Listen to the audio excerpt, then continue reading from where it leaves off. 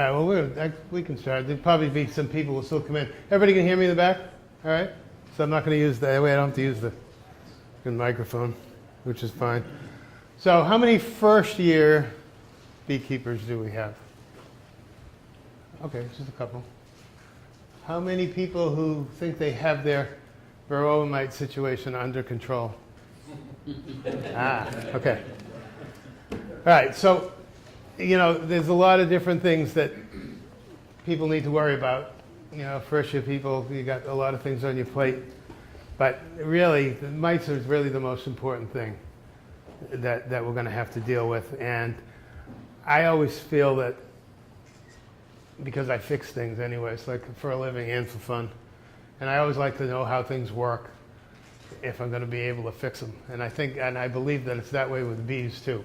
So there'll be some, this isn't going to be just like, I'm not just going to tell you when to treat and how to treat. We learn something about mites and how they function and how they operate, because understanding that will help be able to manage them as well, and for you to understand why it's so important. And there's some new things that we've learned that really make all of that come to light.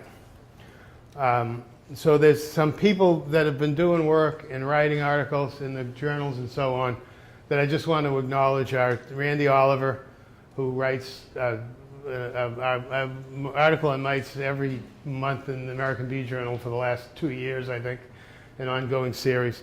Megan Milbrath, who's done a lot of work, and Dennis Van Engelsdorp, who's a researcher and a professor of entomology at the University of Maryland, who's done a lot of work on mites, and his PhD student, Samuel Ramsey, who has recently done a lot of work. That's a lot of where I get a lot of this information, and it's based on some of it on information that I got from a talk that Dennis Van Engelsdorp did at a Worcester County beekeepers meeting a couple of years ago. He had that picture there, which shows the monster that the Varroa mite is, because that's really the way it is to us.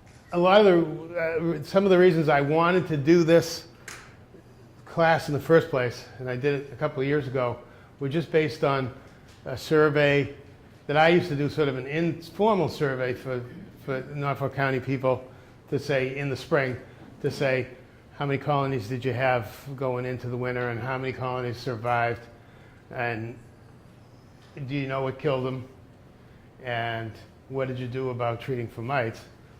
And seeing the numbers that we had in Massachusetts, which our numbers were right up there with Massachusetts averages, that MDAR always gives us of about 45% loss, which I think is far too much. You know, for us to be losing 45% of our bees just doesn't work for me. And I thought that we needed to try to do something to work on that. And some of the answers that I got from people when asked about what did you do about treating for mites, and people said, and this came up last Saturday too, is, you know, I didn't treat for mites because I didn't see any, isn't really a good answer. Because for one thing, if you see mites running around on your bees, it's too late anyways. Or I just didn't get around to it, you know, I was busy, I took a long vacation this year or whatever, but none of those things are really good answers that bothered me. But so I mentioned things along the way. So Dennis had done this too, where he put this thing up saying that we've got this room full of people here, and if that's you sitting right there, any one of you sitting right there in the audience, and I say something that makes you think that I'm referring to you, I'm talking to the people around you, okay?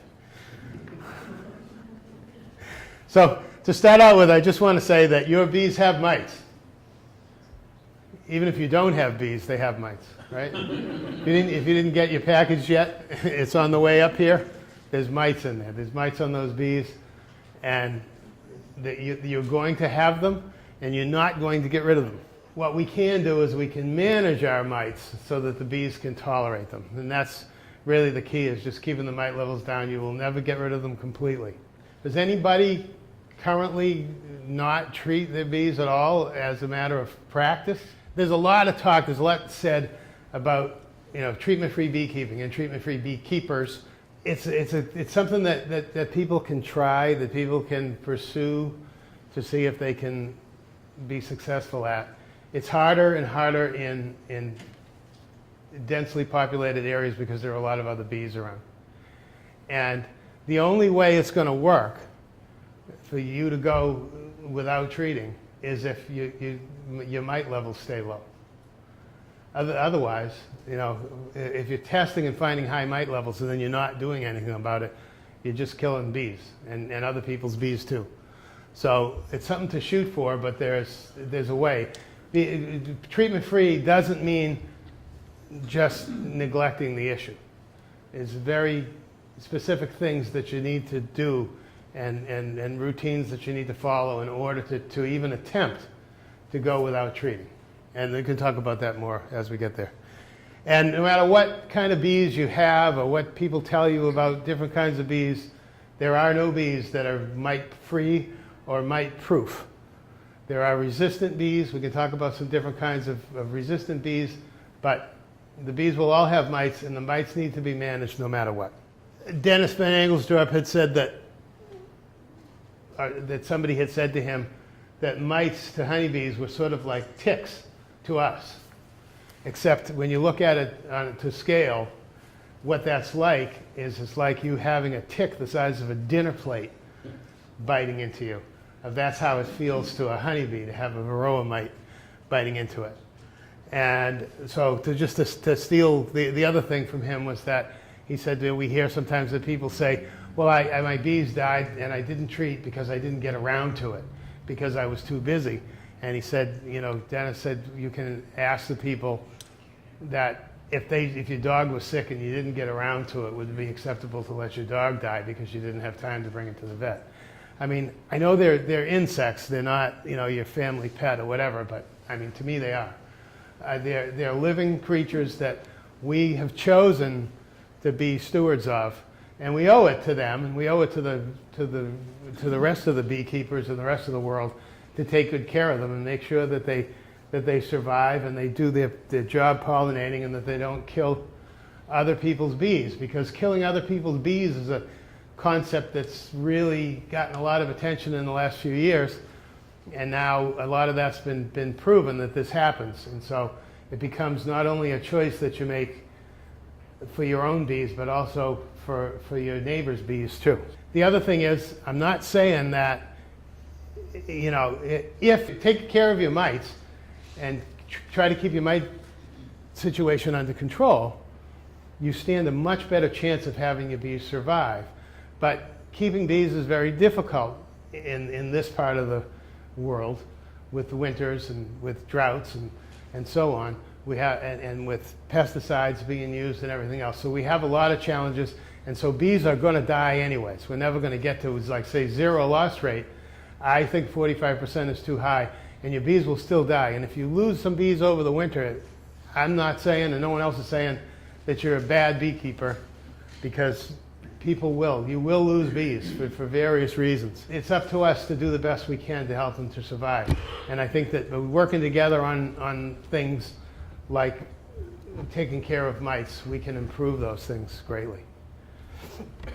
So there's 3 things that affect the health of our bees, and they're tied together. It's like a triangle of nutrition, and nutrition being an issue because there are less and less flowers out there for bees to forage on.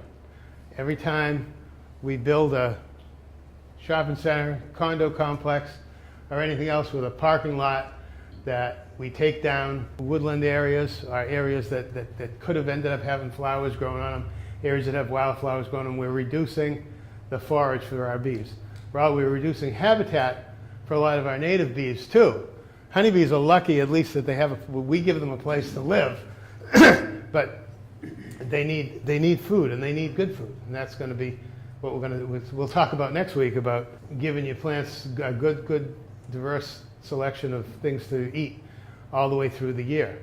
So that's one issue. Then the second issue is that of pesticides and chemicals, sort of external, you know, environmental things that are endangering our bees. And there's a lot of things that we're working on, that beekeepers are working on in conjunction with government, to try to limit the use of some of these pesticides, and people taking action for themselves to try to get pesticides to be used more responsibly, or not at all. And so that's something that's a little bit more, a little bit in our control too. And then the last thing is the diseases and parasites that affect the bees directly. And any one of these things can kill a bee colony. They can starve, they can be killed by pesticides, they can be killed by their diseases. When Varroa mites are feeding on honeybees, they damage the systems, and they damage the immune systems of the bees. It makes the bees have a harder time dealing with the other two things. So that if we have our mites under control and have our bees as strong as they can be, they'll be able to deal with. And Varroa mites have only been around for 20, 25 years, or maybe 30 now, I guess. We had issues with forage and good food supply all along, and we've had issues with pesticides. Pesticides have been used for a long time.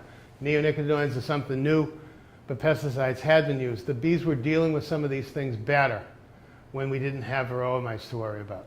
So we need to worry about all of these things, but I think that we can agree that the Varroa mite is really considered to be the most destructive pest to the honeybees, and it's the biggest challenge we have as beekeepers to try to control.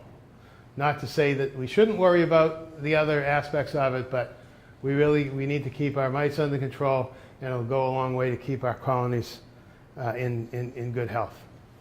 So quickly anyways, it's got some history and some biology. Varroa mites have been around a lot longer than the 30 years that we've had them in this country on our bees. They've been around for 100 years in Asia and in Russia, where they originally were sort of a nuisance parasite of Apis cerana, the Asian honeybee. These Asian honeybee colonies had mites, and they tolerated them. They weren't really affected by the viruses that the mites carried, and they got to where they could live together and function pretty well.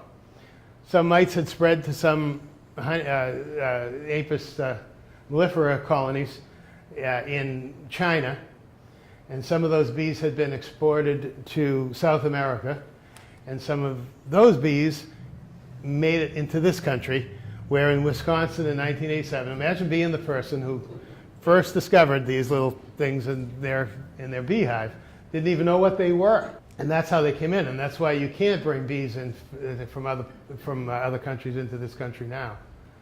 And that's why there are no mites in Australia, because you've never been able to bring bees into Australia from any other country, and they've managed to keep them out. So now they're here, and there's nothing we're going to do about that. We're not going to get rid of them, so we have to learn how to manage them and how to get our bees to live with them. Do people have Apis cerana here in the States? I would say no. Is that not a possible answer if you're resistant to? Well, you wouldn't be able to bring them in anyways, but they're not as productive for one thing. So I mean, there's not as much motivation. My guess would be that ultimately they'd end up interbreeding with the mellifera. probably. Diluting it anyway. Question back? In Australia, were bees originally native to there, or were bees also brought from there? I think they are. The bees were in Australia, they weren't imported from somewhere else? It's a good question. No, they may have been imported from somewhere. I mean, this is our bee. Before the mites. Apis mellifera is a European honeybee, and if they were brought into Australia, they were brought in before the mites were around. Let's say that, or the mites were up in Asia where they were, and they hadn't spread to any other part of the world at the time. This, which is probably true. I don't think they were native. Now that you mention it, but I can't say for sure. So there are a lot of mites in the world. Our chickens have mites, right? Our can get mites and all. This is a particular mite which is called Varroa destructor. You might see sometimes the term Varroa jacobsoni, but which is what they thought they were before, but they're really not. And this is what they are, what they're called. And I had to change that line there, because what I had said before was that it's well known that Varroa mites feed on the blood or the hemolymph of the bees. And I'll tell you why I had to change that to traditionally thought. So when we heard Dennis Van Engelsdorf speak 2 years ago, he just hinted that he was working on a theory. Mites might actually feed on the fat in the bees. What we now know, because of this guy right here, Sam Ramsey, who is a PhD student at the University of Maryland, and Dennis Van Engelsdorf is his advisor, and he's an entomology student and had been doing bee research. And when he learned about this theory that Dennis had, that the mites were feeding on fat in the bees, he took that on as his PhD thesis project, and he actually proved that they do. And so one of the things we notice when we do find mites hanging around on our bees, that they're lodged in underneath the abdomen segments. And because that is where that exoskeleton is thinner between those plates in the abdomen, and that is where these fat bodies reside in the bees. So these fat bodies are called, and it's like fatty tissue that have this lipids, glycogen, triglycerides, and some proteins. And this is what the mites are going after when they're lodging themselves in under the abdomen segments. Now that maybe they originally weren't. Maybe they were feeding on hemolymph originally, but they adapted to do this. But through Sam's research, and Sam will be talking about that research at the MassBee meeting in the fall, which will be down in Fall River. And it's quite a good talk. He's a great speaker, and he has all the detail about all the work that he did to prove this. But he did prove it. He presented this and successfully defended that thesis, and he got his PhD about 10 days ago. So why does it matter, right? So we were sitting there as he went through this and explained it, and it was suddenly like, a light bulb came on, because these fat bodies in the bees somebody had described it as being like your liver, but it's even more than that. It's like a lot of your essential organs.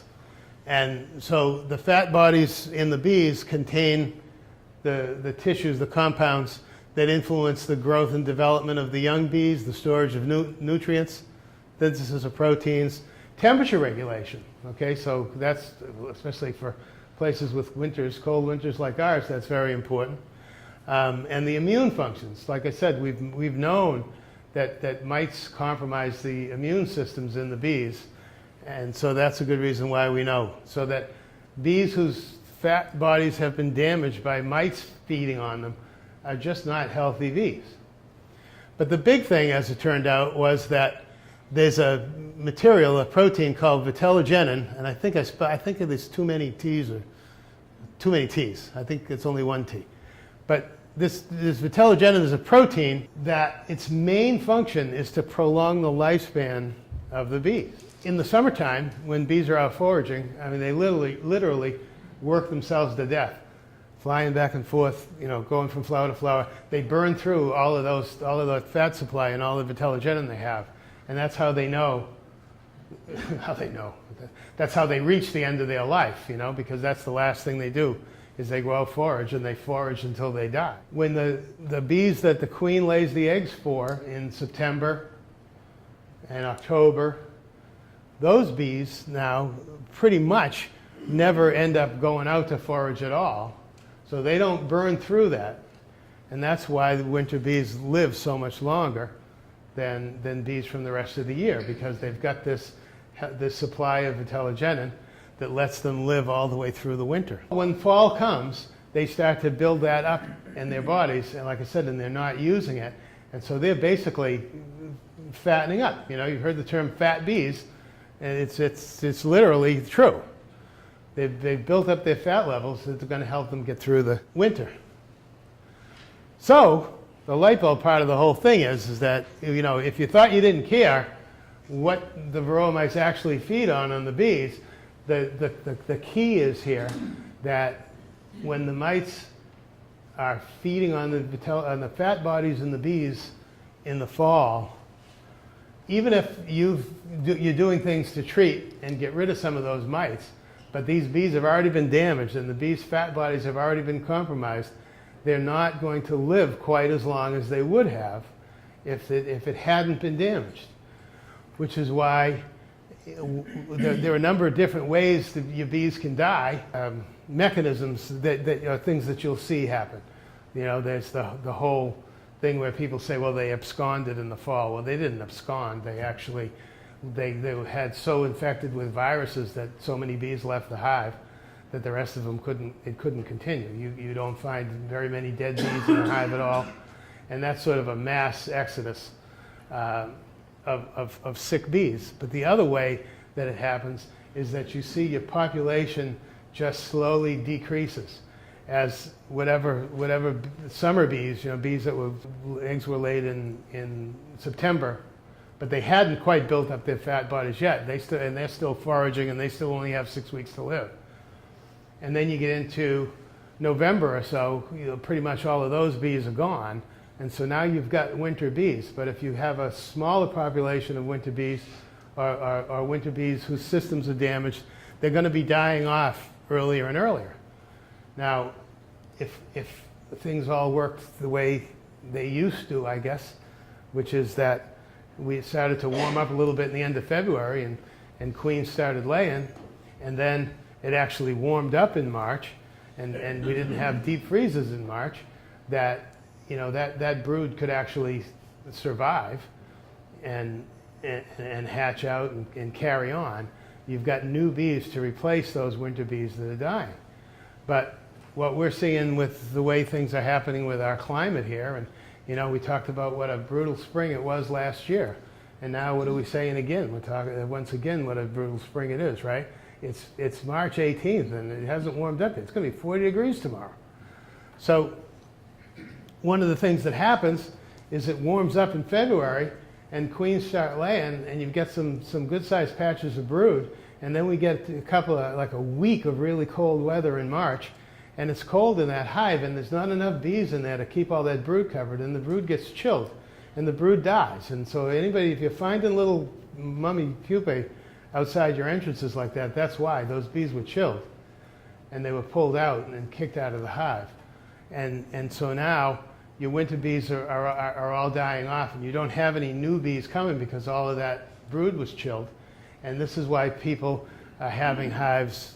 They're finding, I mean, I keep reading on Facebook, you know, right up till today, you know, geez, my bees were alive last week and then now they're dead. And so that's exactly why. So whatever you're going to do to treat, and we'll talk about treatments and everything, but I'm not going to tell you what to do as far as treating. And you know, I'm somebody who, my philosophy is always that you really don't do much by the calendar at all anymore. That the answer to when do I do whatever, when do I put syrup on, when do I reverse my brood boxes, when do I treat for mites, the answer to all of those things is when you need to, or you know, when the time is, that's what we're going to have to do. But the one thing I will tell you that you need to do by the calendar is make sure that your mites are under control. Now, when I say under control, I didn't say treat. If you do if you're doing counts on a regular basis and you're finding that your mite levels are low, even in August, you know, you might not have to. You might not have to treat at all unless you want to do it just. But the mites have to be under control. And the only way that you know that they're under control is to test. You know, even just prophylactic treating doesn't guarantee that you've got those mite levels under control. And this has to happen in August. You've got to go into September with as low mite levels as possible to make sure that the eggs that are laid in September that become the winter bees are as healthy as they can possibly be, so that they can make it through these extended winters that we're having. Yes, sir? Now, the queen is never going to have mites on her, right? The queen? No. At least we've not seen mites affect queens directly. Because they're only going to reproduce in the brood, right? What's that? They're only gonna reproduce in brood. They only reproduce in the brood, but they do, I mean, they do feed on on adult bees. But I'm saying they wouldn't go from one bee to another. Oh, they certainly do go from one bee to another. So then they could possibly get the queen. I don't know that the queen has the same internal structure, the same fat bodies that the workers and drones have. I know of no instance of mites ever being found on a queen or a queen ever being directly compromised by a mite. But one of the problems that you have with that is that one of the effects that the mites have on the drones is a reduced sperm count. Queens used to be viable for a lot longer. People used to have queens for 4 or 5 years, whatever, not 2 or 3 years like they are now. We have a lot of queens failing after 1.5 years, 2 years. And usually it's because they haven't been sufficiently mated. And there might be some other reasons, maybe just a supply of drones, but it could be that just for that reason, that she's mating with a sufficient number of drones, but these drones don't have the sperm count that they need to keep her fully stocked. So she only is a good layer for 1 year, 1.5 years. You know, and you just, oh, that's just a bad queen, right? But that is quite possibly the result of mite damage as well. All of those things I say are in here anyways. But anyways, so we got to keep mite populations under control in the fall before they become winter bees. A little bit about how mites work. The mites have a couple of life phases too. So you've probably heard of phoretic mites. When people say phoretic mites are the mites that are on the bees. They're not the ones that are in the brood. So phoresis is a term that has to do with one species transporting another one. So that's what phoretic means, is they're in the state of phoresis. The mites are riding around on the adult bees looking for open brood cells to jump off into. They also do, like I said, they do feed on the adult bees. This is where those fat bodies are becoming damaged and the drones are becoming damaged. So they found that the best way to get in there, like I said, is that membrane, very thin exoskeleton between the abdomen segments. Phoretic mites can live 5 to 6 months. So somebody said to me a little while ago that you don't, as long as your bees can make it to the winter, you don't have to worry about it because all the mites die in the winter, right? Because there's no brood in the winter, so the mites die. Well, that's not true. They won't reproduce at all, but the mites that are alive in your hive at the time your queen stops laying will then they will survive in the hive, feeding on the adult bees until the spring. And what they're doing is they're just hanging around, waiting for the queen to start laying so that they can jump into those brood cells and start to reproduce again. So it is an issue with overwintered hives. You need to start testing for mites early on, especially on your really strong overwintered hives, because they did come through the winter with mites on. But that's why it's also a good idea to use one of your treatments that's good during broodless periods, in the early winter, just to try to get rid of those. That's not your only treatment. If that was your only treatment, it's probably too late. But at least you'll get rid of those, the mites that are going to be hanging around until spring. So if you keep your population down going into spring, then you'll have less breeding start to occur when you start to have brood. So don't think that the mites die, because they don't. That's the point to that. So then the second phase is the reproductive phase, where the mites enter the brood cells with a 5-day-old larvae. And so the mites hide down in the pool of royal jelly and bee bread in the brood cell, and they wait until that larva develops, until it's ready to become a pupa, and it climbs up onto the pupa as that forms this little cocoon around it, and now it feeds on that pupa. So now this bee is already damaged before she even is hatched out. And once that cell gets capped off, the female lays an egg. And the first egg that she lays is a male. And then she lays eggs for females. And that one male breeds with his sisters. See, we told you they were disgusting creatures. One every 30 hours, so a little more than a day. until that bee emerges, and then she brings all of those mites out to be able to go to do some more breeding. So they have a chance to lay about 3 to 5 eggs in the cell of a worker. When you do the math of all of this about when she gets in there and how often she lays. So so egg to emergence for a worker is how many days? 21 days. A drone? 24.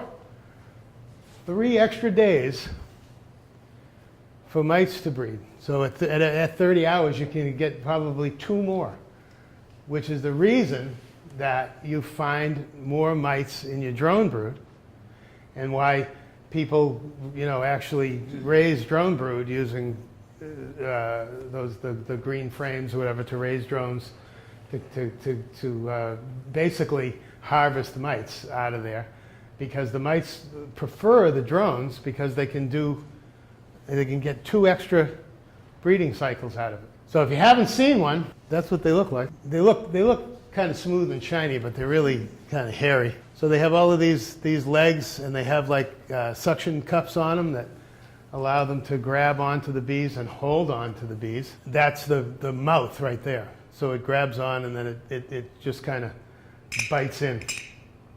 So one of the things that Dennis Van Engelsdorf's work showed was that oxalic acid burns the tips of the mite's appendages there. All of its little feet and even the mouth parts get burned by the oxalic acid. So they can't hold on any longer, and they can't eat, and so they die. And so that's the mode of how that works. Oxalic vapor actually re-solidifies all over the inside of the hive when you vaporize it like that, and the mites that are on the bees come into contact with it, and it burns them, and they fall off. So for size, has anybody not seen, probably new people haven't, actually seen a Varroa mite? Has everybody? So when on your bottom board insert, those are your typical little hunks of wax, and there's some mites.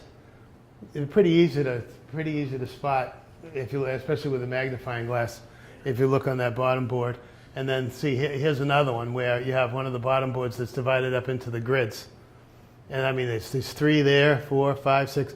There's a lot of mites in this particular hive. The board's got, I think, 70, or probably close to 100 divisions, right? I can't think of what the grid is. But if you look at the number of mites that are just on these little ones here, that there are a lot of mites on that board. When a mite comes off the bee, how can it quickly get on to another one? So I think it's sugar dusting, when they start cleaning themselves off. So can't they just jump right back onto? Well, they could. I mean, and they do fall off. They do fall off anyways. Phoretic mites fall off the other bees anyhow. That's where your screen bottom board comes in handy too, because the mites fall off of the bees, and they fall down and they fall through the screen. Because when you use solid bottom boards, the mites, as long as they haven't been killed or damaged by treatments or bitten by bees or anything, if the mites just fell off and ended up in the bottom on the solid bottom board, they can actually climb back up again and climb onto bees. And when we used to do sugar dusting, which comes up later too, but since you mentioned it, the bigger problem with sugar dusting is that the sugar's not knocking the mites off the bees anymore, because they're hanging on underneath and they're really not falling off. But they could. I mean, you're inside a hive, so if you knocked a mite off of a bee up on the top of one of the frames and it fell down through and it just happened to land on another bee, yeah, it would grab on there, sure. But if their little suction cups on their feet have been damaged by the mite treatments, then they're not going to. They're going to fall, and they're going to fall right out the bottom. How do you know? How do you know you have mites? That's a good way to tell right there. But it is common thought that when you just do an inspection on your hive and you start to see bees walking around with mites just crawling around on their thoraxes like that, it's too late. You can go ahead and treat and try to do something, but the hive is likely to be doomed, because you've got to have a very high population of mites in order to find them running around like that. There's so many bees in the hive and so on that your chances of seeing a mite are very small. But if you are seeing some, then you know that there's a lot of them in there. This is where they usually are. So if you want to pick bees up out of your hive and turn them over and kind of and flex them so that you can see under those abdomen segments, you might see bees lodged in mites lodged into the bee like that, because that's where they like to live. And now we know why, because they get easy access to those fat bodies in the bee's abdomen. And it happens to be a convenient place for them to grab on and sort of be sheltered by the little platelets there in the abdomens, so that they don't fall off as easy. And that's why powdered sugar doesn't knock them off as well, because they're really sort of lodged in there. Is the mites themselves changing as a species? I mean, are they figuring out things themselves too and adapting to staying on bees? I think so.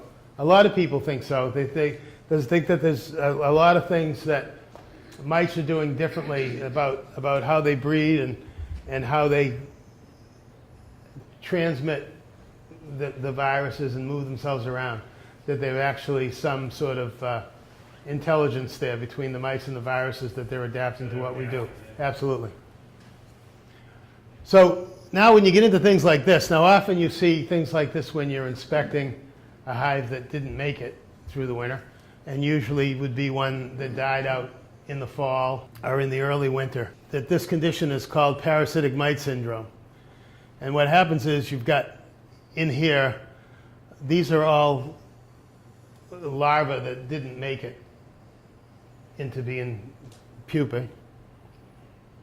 And now they're just sort of wasting away in there, and they just look like pools of slime.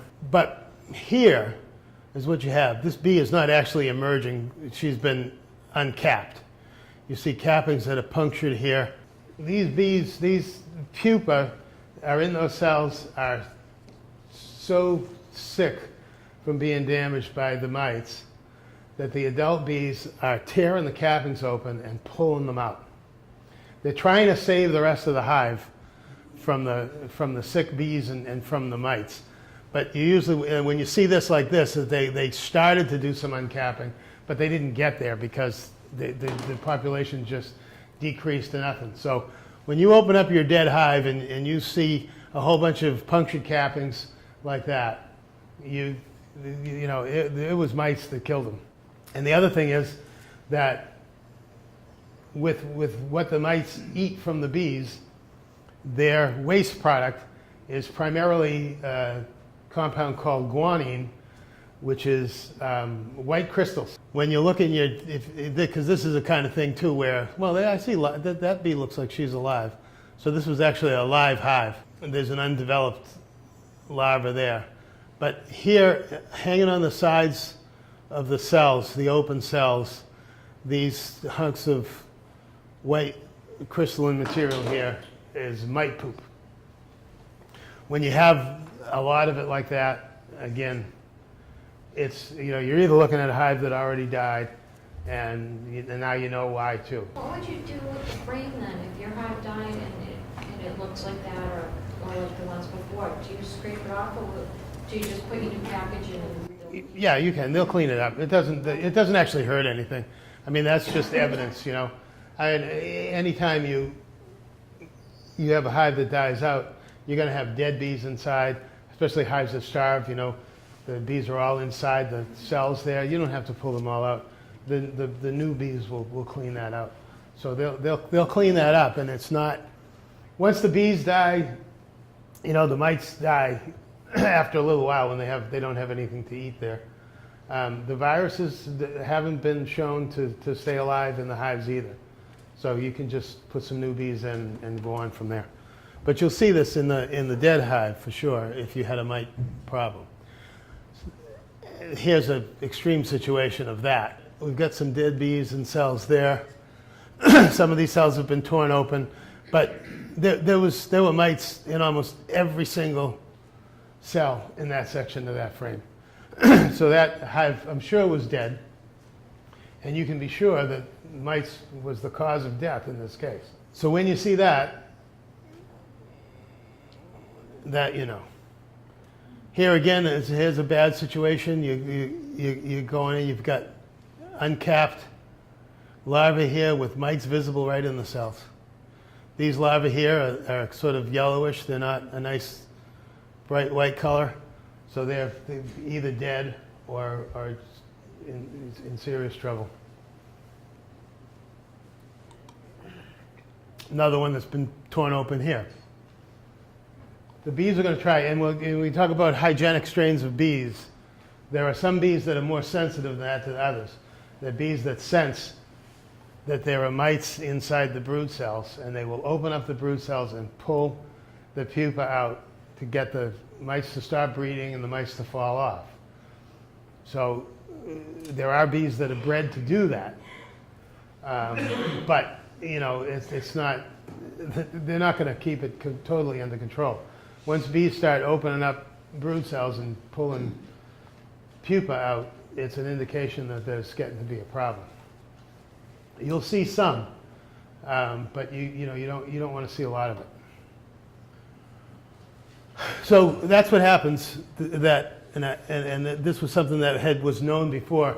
Maybe we didn't know exactly why because of the vitellogenin thing, but that workers' lifespan could be reduced by as much as 50% from being damaged by the mites. Now we know why. And like I said, it's a serious problem for bees that we're expecting to live. I mean, there's some food and all available in October, I guess, these days, but 5 months? With the way our March has been anyways, a bit lately, we this year I think we pretty much went through almost all of March without bees doing a lot of foraging. So we're expecting these bees to live for 5 months, and if their systems have been compromised by their mites, they're not going to do that. We've seen wax gland damage, which obviously is going to be an issue when they need to start building comb and capping cells and so on. Food-making glands damaged. The nurse bees that make up the brood food, those hypopharyngeal glands are damaged by the mites, and they're not able to feed the brood. So there are a lot of different things that may not, on the surface, seem to be reasons for the bees to die. That they don't seem to have been caused by mites directly, but indirectly they were, because all of the bees can be compromised in different ways, and that just completely affects the overall health and development of the hives. And like I mentioned before, reduced sperm count in drones is going to really impact our longevity of our queens, because queens don't usually die by natural causes after 2 or 3 years. They die because we killed them because they stopped laying. And that's why. Probably the worst damage that the mites do to a hive is the mites carry viruses. And the bees are also carriers of some of these viruses too. These viruses live in the hives, but they're not really bothering anybody until the mites pick up the viruses, and now the mites are biting into the bees, and so they're actually, inflicting the bees with these viruses. So I think there's even a couple more, but these are the most prevalent viruses that are found in bees that are sampled that have had mite problems. Bees that have sampled that even are alive, you're going to find some of these viruses to be present. The deformed wing virus is one of the worst ones, because the bees actually emerge from their cells with no wings or very damaged wings, and those bees the other bees will kill them within a matter of days because they're useless. They can't fly. Black queen cell virus actually does affect queens in a way, in just that the larva has been damaged, and if that was laid and fed as a queen, when that larva matures, you can see it. You can see right through the queen cell that the pupa that's in there is black. And that would not be a viable queen in the end. Chronic bee paralysis virus is a condition where the bees, you'll find bees walking around on the grass in front of the hive, kind of shaking, wandering around aimlessly, looking like they don't know what they're doing or where they're going. And that's what that is. Even you'll find bees in the hive that they seem to be paralyzed. They seem to be actually, they're alive, but they're almost incapable of moving. Was what that virus causes. Israeli acute paralysis virus, I don't know exactly what the symptoms of that are other than that it kills the bees. That is most commonly found in bees that are transported around for pollination of cranberries for whatever reason. There were a couple of cases of it were found in someone in Worcester County somewhere, but one down in Kingston, I think it was, at a holding yard for bees that were going for pollination on cranberries. And everybody else that kept bees within a mile or so radius of this holding yard, all the other bees died too. And it was Israeli acute paralysis virus that killed them. And cashmere bee virus is another one that I don't know what the outward symptoms are other than that, that it kills bees. So that's deformed wing virus. It's pretty easy to find. That's not even, I think I may have a picture of a worse case than that, but you can see that this poor girl's wings are deformed, and she would not be able to fly, and she wouldn't live more than a few days after emergence. There's a worse case there. I mean, that's just sad.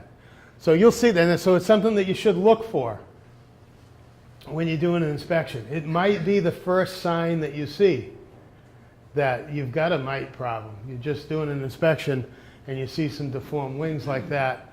The next thing you want to do is do a mite count, because you could nip this in the bud anyway. So I'm not, it's not to say that just because you find some deformed wings that your hive is doomed, but you do know that you have a problem.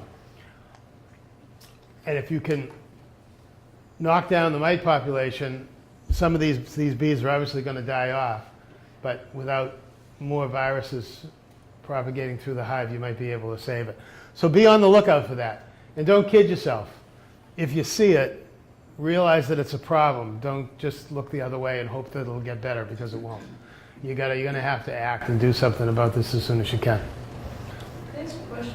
Yes. Why wouldn't you just treat? What's that? Why not just treat? Why do a mite count? If you see that.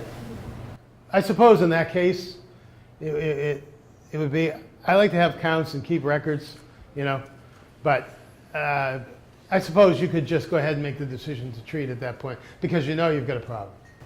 Maybe also do accounts that you can check after you treat to make sure that you solve the problem. Right, and that's another point that we get to too about So counts. some of the treatments put some stress on the hive too. So I mean, if you're treating on a regular basis, just in case there are problems, I've lost a team once using my liquid strips. It just stresses them. Yeah, but I think it's safe to say that you see deformed wings, that you should. No, I think in Yeah. that case. One thing that occurs to me though is there's a period of time during the winter where the Varroa are alive and the bees are alive, and there's no brood. Mm-hmm. Wouldn't that be the ideal time, any day the temperature gets above 32, to treat with like vaporized oxalic acid? Because that's effective above 32 degrees and doesn't harm the bees and will knock out all the Varroa over the winter, and they're not going to bring any more in because they're not out foraging. Well, yes, it is. I mean, that's when you use oxalic acid, is during your broodless periods in the winter. Would the vapor actually penetrate the cluster though, to keep the mite within the cluster? It coats everything. Well, it coats the rest of the inside of the hive too. Right. So when the bees do break cluster, they'll come into contact with it. Right, but It's better. It's actually better to do it on a, like, say, 45-degree day when they're a little bit looser. And you don't want to do it too many times either. This is the thing. There's, and we haven't even got to talk about treatments, but there's a lot of work done with that as far as that goes. And some people think you can just hit them with the vapor as many times as you want, but it's not really good for them. It's been shown that it can reduce the life of winter bees too. So you don't want to do it every week. You don't want to do it 5 times over the winter either, or 5 times a year. So this is why timing is very important, and strategic timing of treatments, so that you do them when you need them the most.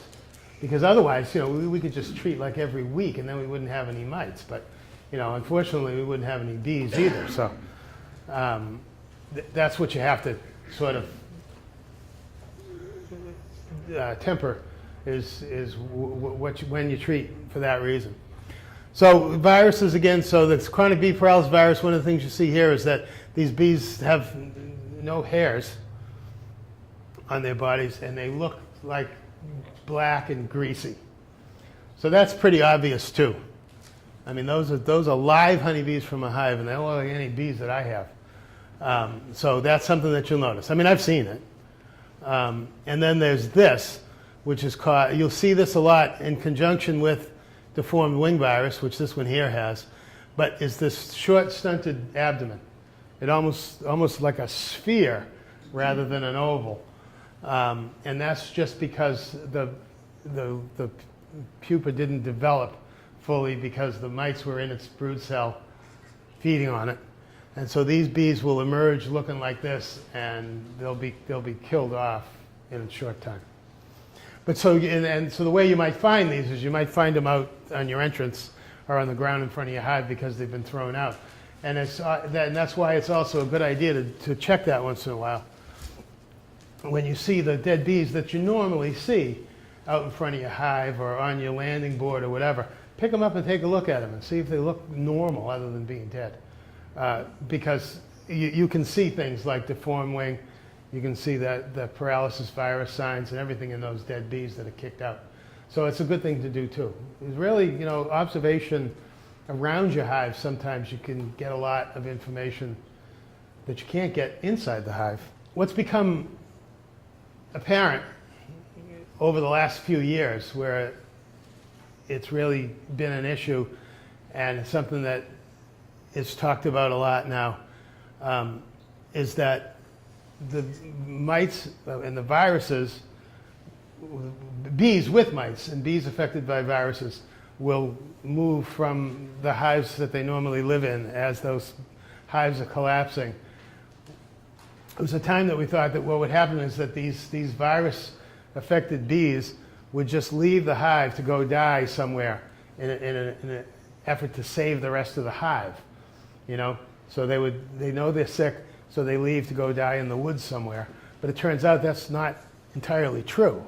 And this is an adaptation that the mites and the viruses have done.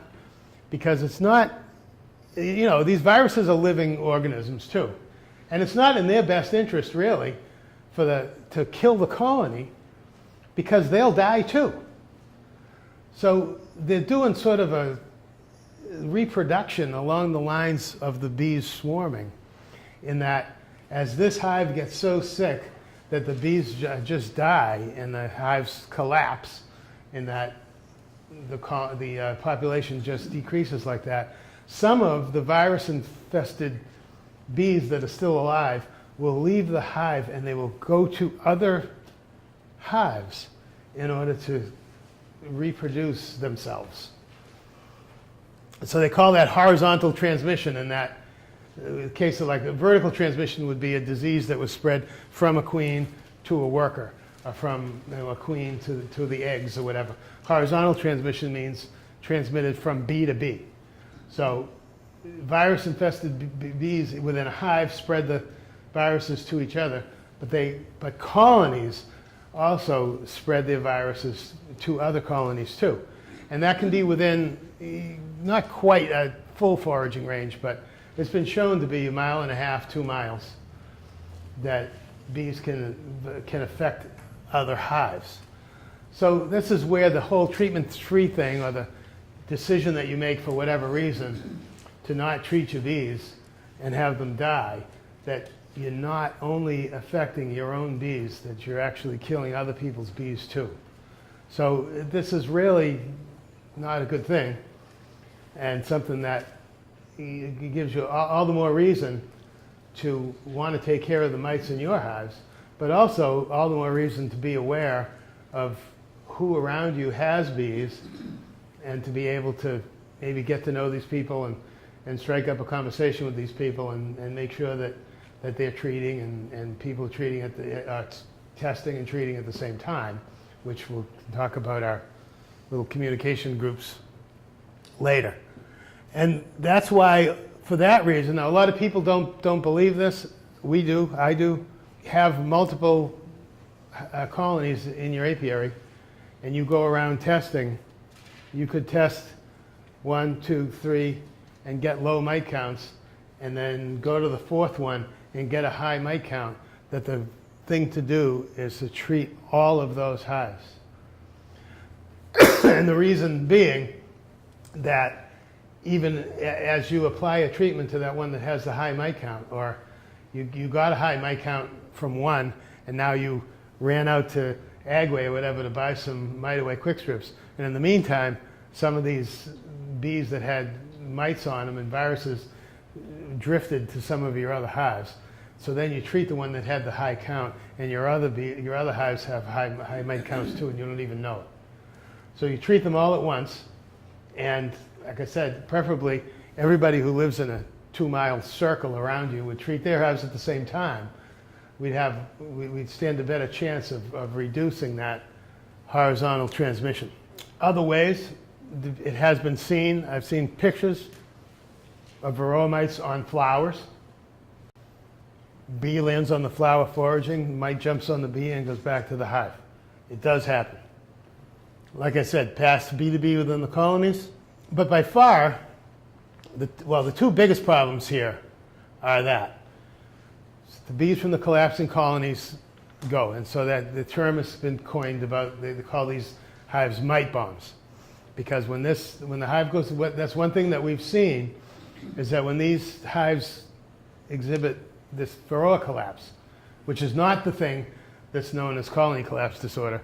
A Varroa collapse is a little bit different because it's all the bees that have the viruses all leave the hive at the same time. And if that's a major exodus like that, and they go out and they go looking for other hives, it truly is a bomb. That they will go infect all of your hives and all of your neighbors' hives too. And then the second thing is robbing, because we've seen that our mite counts get high around August, usually. August, September is when it's been happening, and I think there's some adaptation that goes on there too, because back in the days people used to do all their treatments in early August and be done with it. And now we're seeing that people who are testing see that their mite levels actually increase in September now, because I think the mites might be adapting to our treatment schedule, which is why we don't recommend treating by calendar, treating by counts. But the other thing that happens in August and September is that's robbing season, as we get into nectar dearths and neighboring bees are coming to your hives looking for food. Any hive that's got a mite or a virus problem, when the other bees go in to rob them, they're going to come in contact with those bees. Mites could actually climb on those bees and fly back to your hives or fly back to the hives that they came from. So it's even more important to get robbing protection on your hives, as soon as you start to notice it getting hot and dry. I think I had a lot of screens and all on ours in July last year. As long as you leave enough entrance open for the bees, you can watch by traffic too, that you're not causing any traffic jams. But we were always taught to put holes. Does everybody have holes in their brood boxes? Ventilation holes under the handles in your brood boxes? No? Yes? Not everybody.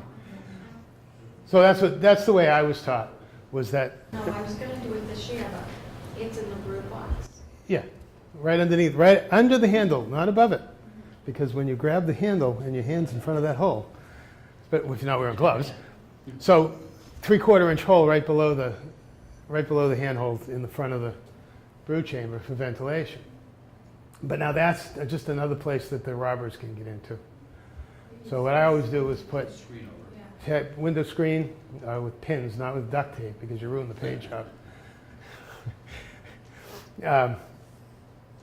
Cover the holes with screen, and then I'll even put a little piece of screen over the notch in the inner cover to still allow for ventilation. And now down in what I use for both for mouse guards and robin protection it's just a metal plate with 3/8 holes drilled all along, and then you can block off some with screen. Just leave 4 of them open if you're really worried about robbing. So there's just 4 holes that bees can come through. It only takes 4 guard bees to guard those 4 holes. So robbing's an issue anyways with having your food robbed and affecting your hives that way.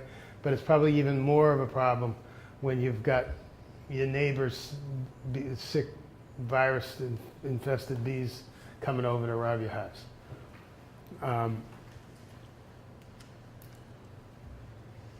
So like I said, we got into that, I guess, already, but those are the 2 things that happen.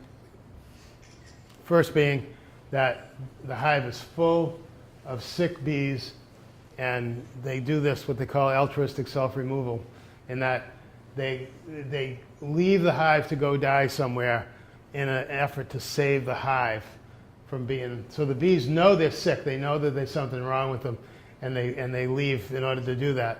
And what you usually find in that case, like I said, it's usually late fall, early winter, that'll happen, and those will be hives that had a serious mite problem in the summer, and nothing was done about it, or they weren't treated at the right time. And when you go into this hive, you'll find maybe a handful of dead bees on the bottom. You might find a small cluster of dead bees hanging onto a frame, usually with the dead queen in the middle, which is a really sad scene. Because all the other bees left the hive. There weren't enough bees to take care of the brood, and eventually there weren't enough bees to even feed the queen. Sometimes you'll find the queen will be the only bee alive in the hive, and she's not going to live very long when she doesn't have anybody to feed her. But that's the thing, is that you don't see, when your hive dies of starvation, you've got to shovel the dead bees out of the bottom, because they all died right in the hive. But when you only find like a couple of 100 dead bees in the hive, you know that was the reason for it. So people say that they swarmed in October, but if they swarmed, they'd still be half the bees would be left, and you wouldn't be finding the dead queen in there. But it's not really colony collapse disorder, and it's not absconding. Absconding is when the entire colony leaves to go find another home because they weren't happy where they were. That's not either. So that's called Varroa collapse, and it's because the hive was just plain sick. But the other thing, as I mentioned, was that the population slowly decreases. And so now they can die anywhere from December to January to February, all the way to March, and all the way to April these days when it's quite so cold out. The mites were probably, if your bees die in a cold week in the beginning of April, they probably still have mites as the root cause of that dwindling. If that hive was as strong and healthy as it could have been in August, all those winter bees would have been able to hang on longer than that. And that's becoming more and more of a problem now as the climate changes, and we're finding our seasons are shifting, and the weather's not coinciding with the blooms when the bees are supposed to be out there getting food. So we really have to have, our bees have to be at peak health around here. So there are a lot of ways that we can take care of mites other than just applying chemical treatments. So what we talk about is a whole system of taking care of our pests within the hives called integrated pest management. And integrated pest management doesn't mean not using any treatments. It means it's a whole system of what you do. So there's this triangle here where you start at the bottom, where the best thing to do would be to prevent. You can look at this in terms of a number of other diseases that the bees could get. There are things that you could do, but I would consider mites as the thing. So prevention, if we could breed truly mite-resistant bees, then we wouldn't have to worry about the rest of it. But we're not there, we're not there yet. People are working on it, but we're not there yet. So cultural, sanitation, those are kind of things like the bees taking care of that. Cleaning out this hygienic bees, cleaning out brood cells that have mites in them, sort of doing some housekeeping to manage the pest that way. And then you have physical and mechanical methods like screen bottom boards. It's a very simple thing. The mites that fall off the bees fall through the screen, and then they can't climb back up again. You can get rid of about 10% of your mites, of your phoretic mites that fall off the bees, by having a screen bottom board. And then biological being, and there are people working with a number of different things. Another insect of some kind that may be able to kill Varroa mites. Mushrooms, I don't know which one it is. Do you remember, Mary, what the mushroom? Paul Stamets. Huh? A man named Paul Stamets is doing the work Ah. at the University of California. Paul Simon, you can look that up, about extracts from mushrooms that can be used to try to control the mites too, as the mites die when they come into contact with these things. And then your last thing at the top would be your real chemical pesticide things. Those are sort of your last resorts. I mean, some people start at the top, but that's not really good integrated pest management. But so you go up this ladder, and if you the more you can control things at the bottom, the better for the bees, the better for the environment. But you still can end up with using an insecticide in the end. So that, I think, did everybody use screen bottom boards? I don't know if there's any reason not to. I mean, even if, and some people leave them open in the winter, but you can put the insert in and block it off, and then you can use the insert to count mites too. So I don't know of any reason to not use screen bottom boards. So that, like I said, mites naturally fall off the bees, or some bees pull mites off other bees when they see them on there, and so they'll fall through and they can't come back up. Oh, it's 20% actually. So, and then you have drone comb foundation, which is just plastic frames with, it's embossed with larger cells size, and the bees will build drone cells on there, and when the queen goes to lay an egg, she measures the size of the cell, and if it's a large cell, she lays an unfertilized egg in there because she knows that a worker won't be able to survive and won't be able to grow in that large cell. So this is very effective in breeding mites, really. So you have to be very careful when you use this. You put that frame in there, and when you start to see eggs in there, you got to mark your calendar. And about 21 days, they should be capped, and you get them out of there. And just scrape them off. Chickens apparently love it. They love the larva's high protein. Varroa mites don't bother them. So you can feed them to the chickens. You can do whatever you want, but you scrape them off those, and you can open them carefully and look to see. You can get an idea of what kind of a mite population you have by how many mites are in those drone cells. But you should also, and there's two things that you have to be aware of there, is you have to make sure you get that frame out of there before those drones emerge, or else you'll just fill your hive with mites. And the second thing is, you may reduce the overall drone population. If the queen's doing all of her drone laying in this frame, she might not lay any more drones in the rest of the hive.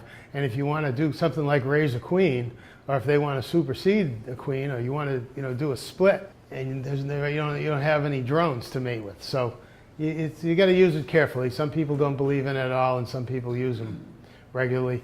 You can also let them fill up, half a frame gets capped off. You can pull it out then too.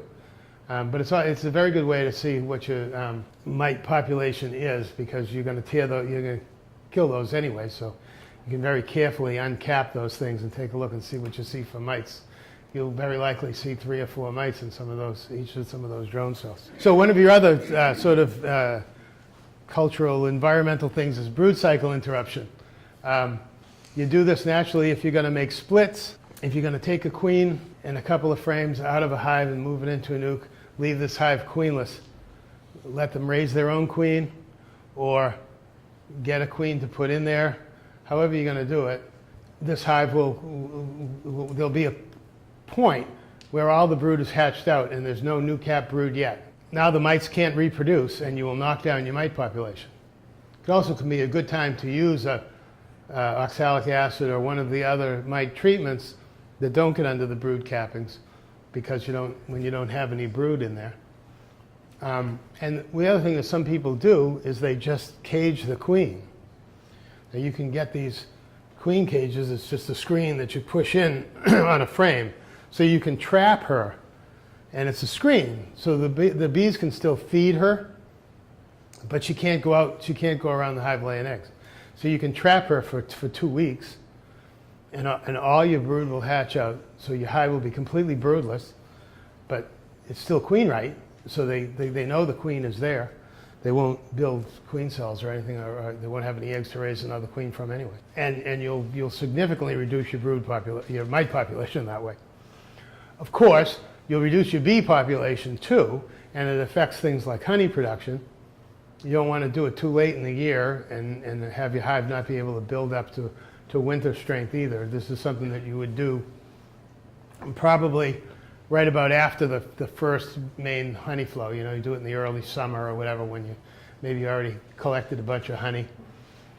You can make a split or cage a queen and drive them broodless, and either treat, like with an oxalic acid dribble works very well at that point too, or just use that as the mite control alone.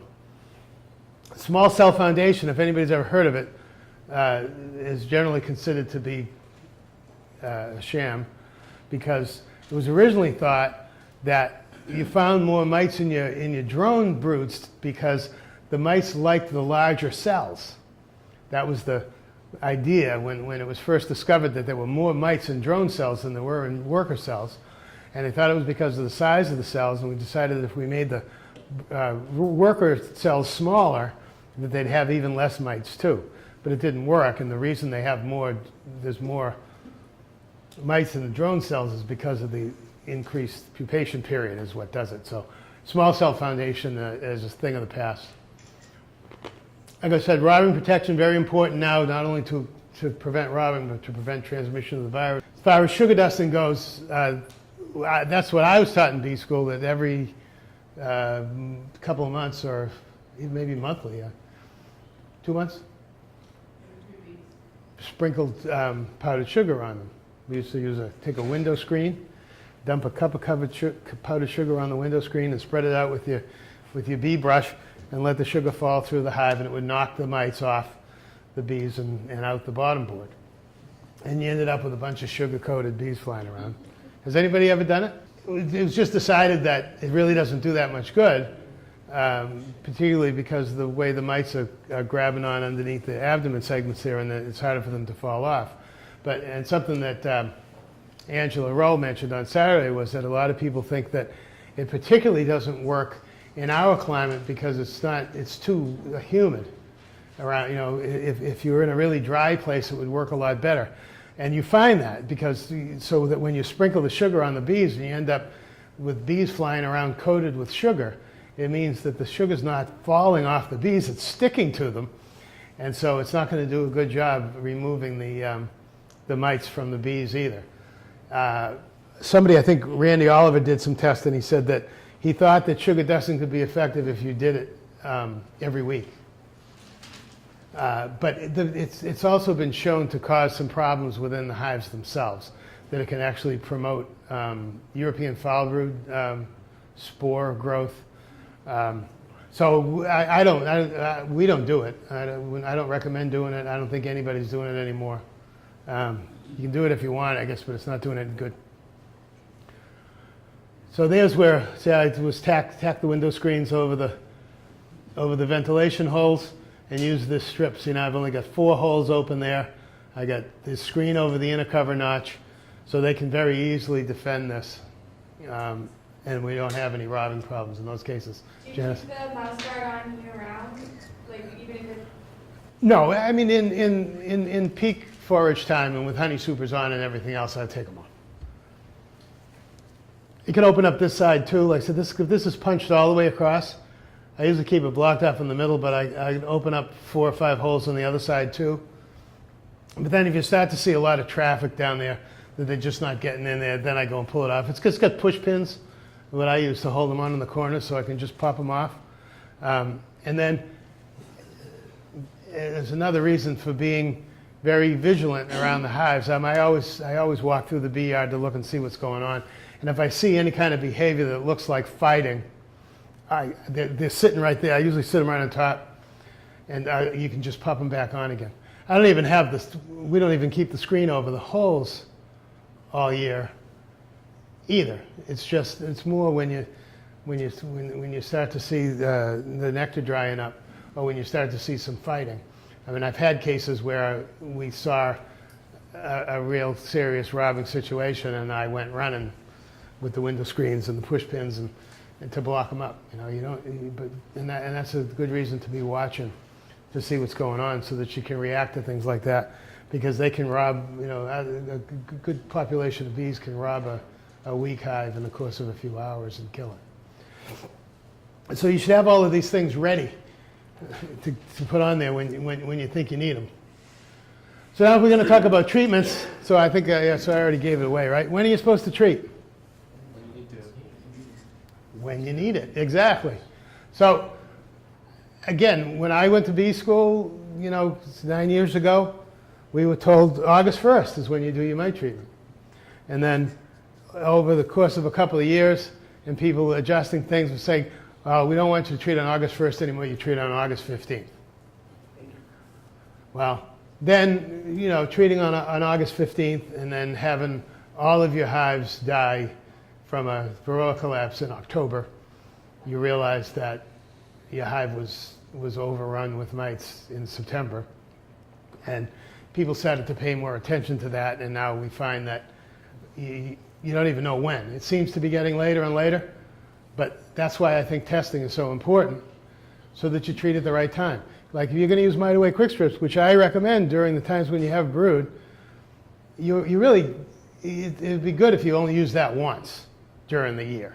So you want to use it at exactly the right time, which is when your mite counts are high. If you do it August 15th, and then on September 15th you find you have a high mite count, and you need to do another one, it can get to be a little too much.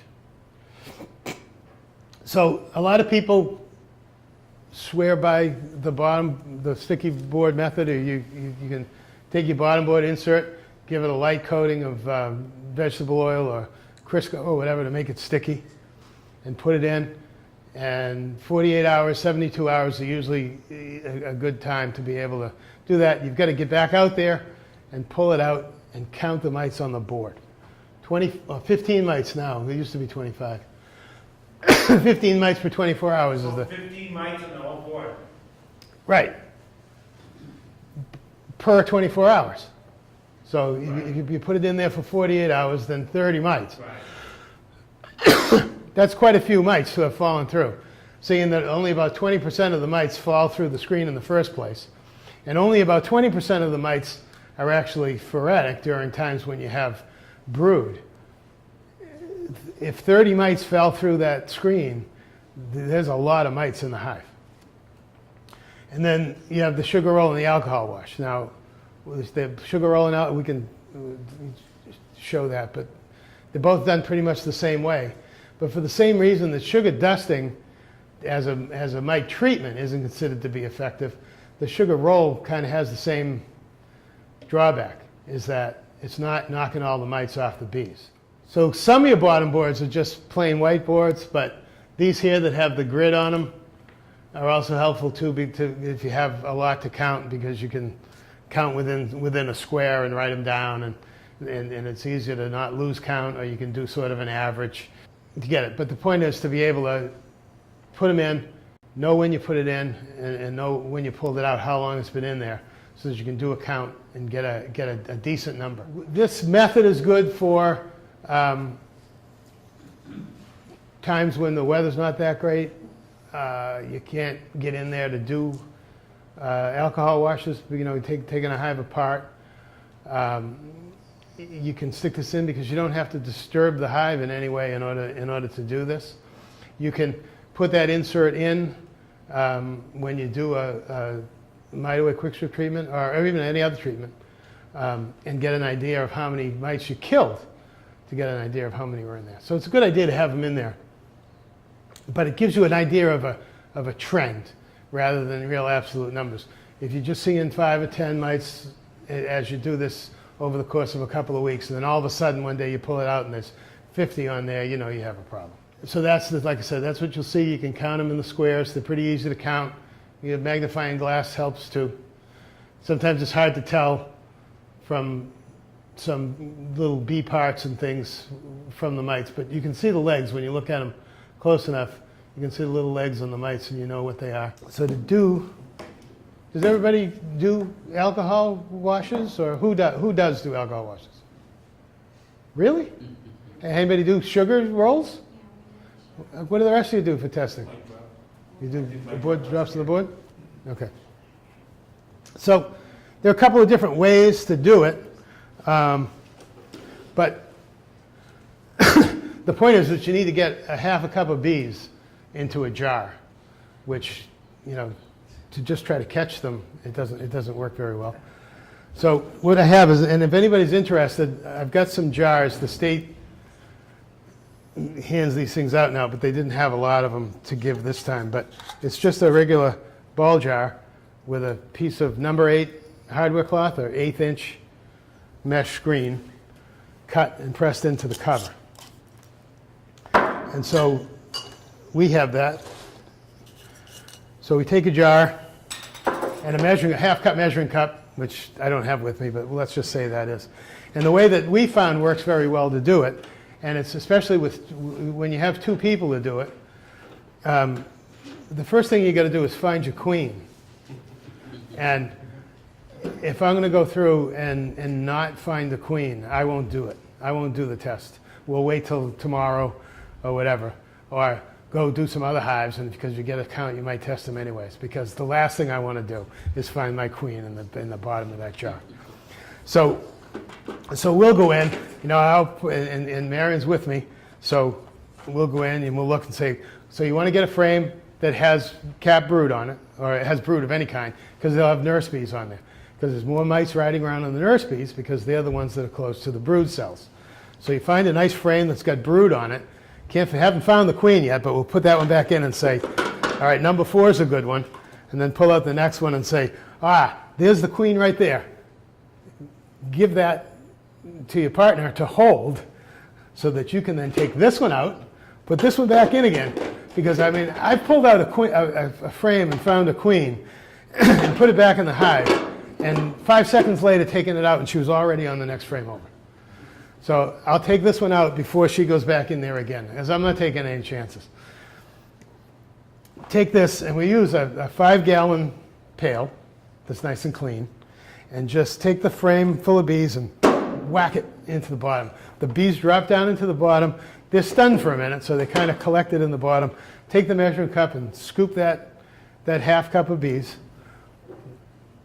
Stick it into the jar full of alcohol, or, half, just enough to cover the bees, and put the lid on, and then you walk around shaking it around for a minute.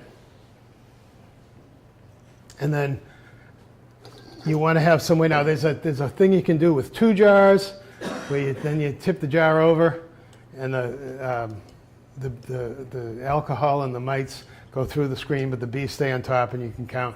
But I found that it was hard to keep the things from leaking and so on. That the better thing we ended up doing was just taking this never been used before, you can see. And take a nice white dishpan and dump the alcohol into the bottom of the pan, and you can count the mites, very easily count the mites floating around in there. And then we'll take the alcohol and with the mites in it, and take a paper coffee filter in another jar and pour it back in, filter the mites out, and use it over again. That alcohol's kind of discolored. It's been used before, but it's still good. It still kills mites. And then, as a addition, so then we got a count from that, and we dump those out again.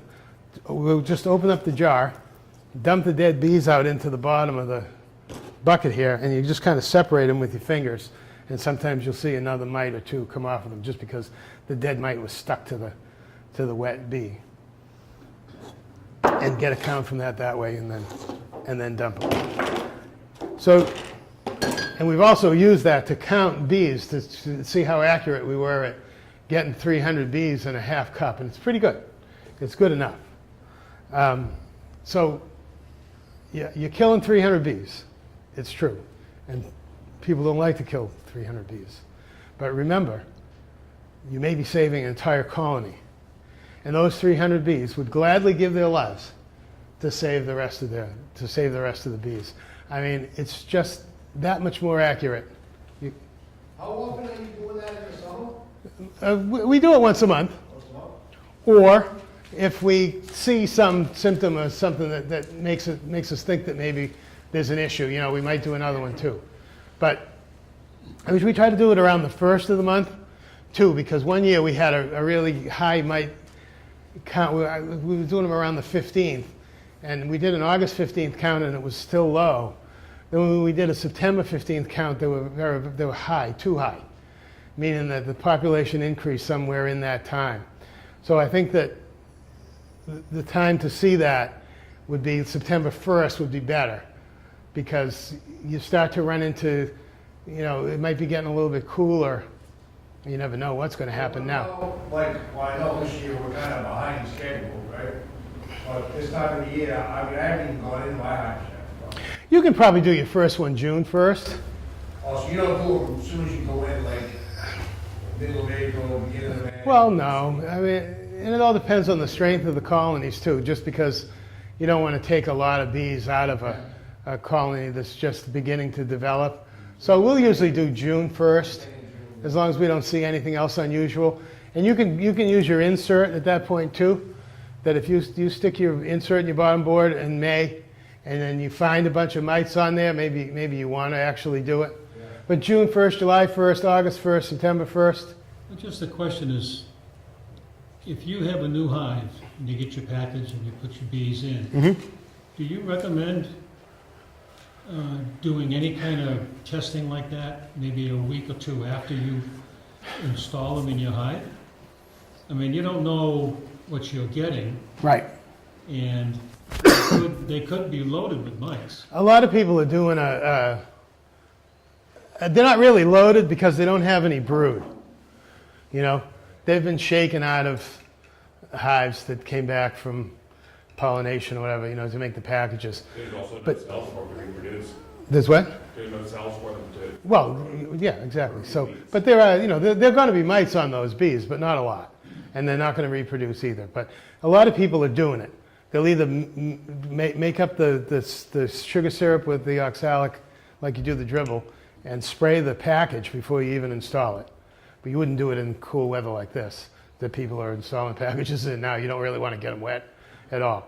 Or installing the package, and once, you know, maybe the next day when they start to spread out around the frames, to do a dribble that way. And just get rid of what came in on them. But as long as you start to count as soon as, you know, queen starts to lay and you get some brood, you know, you can do it. So it's sort of a matter of opinion there. Some people are suggesting that the states start to require the package producers to treat the packages before they even ship them up, but I don't think you're going to see that happen. But you can treat them when you get them if you want, but I don't think you're going to have a lot of mites on there at that point. So when you do the alcohol treatment, how much, you fill up the jar with how much alcohol? Well, it's probably just about half the jar, because you'll see how that all you have to do is cover the bees. Yeah. You know. And if you're using sugar, so you do a sugar treatment instead of the alcohol? I use 3 tablespoons. It's 3 tablespoons? Yeah, I was going to say about, you know, a quarter of a cup or half a cup. How many mice is that? How many what? How many mice? There's too many. Oh, well, okay, so that's what we got for this one here. Oh, all right. So it used to always be, they say 9, you get a count of 9, which that's, so a half cup of bees is about 300 bees. So the threshold used to be 3%, which was 9 bees in a 300 count. But now that's being seen as being a little bit too much. And they've lowered the threshold to 6. You can use whatever number you want. And the other thing is that you're doing this and you're recording it. And there's a method for doing that too that I'll tell you. So say you treat in June and you didn't get any, test, sorry. You test, you get no mites. You treat in July, you get 1 test. Test in August, you get 1. You test in September, you get 5. That's technically below the threshold for treatment. But you might decide to treat then anyways because you're seeing an increase. And if you don't treat now, when you got a count of 5 in September, you might have a count of 10 or 12 in October. I don't know. And at that point there, you might be getting outside of the temperature range to use the mite away quick strips or whatever. So you might make the decision to treat anyways. But generally, accepted to say that 6 mites tells you that you need to treat. And then people have had bees survive with higher counts than that, and you might as well try. I mean, you're not going to just kill them or anything, but a lot of people feel that once you get up in the 15 or 20 that they're doomed anyhow. Okay. So, a couple of thoughts. I feel like that one of the things that I got frustrated with a few years ago was there was so much spent on the testing of the mites. Then I got lost. I didn't really get to. I'd like to spend a little time about the actual treatments because I feel like I never tested. I just knew there were mites. I treated. Mm-hmm. So I skipped the whole let's test, let's figure out how I'm doing. Because I feel like you were asking that sort of question of why do we have to test? We know we have mites. So I don't take the time.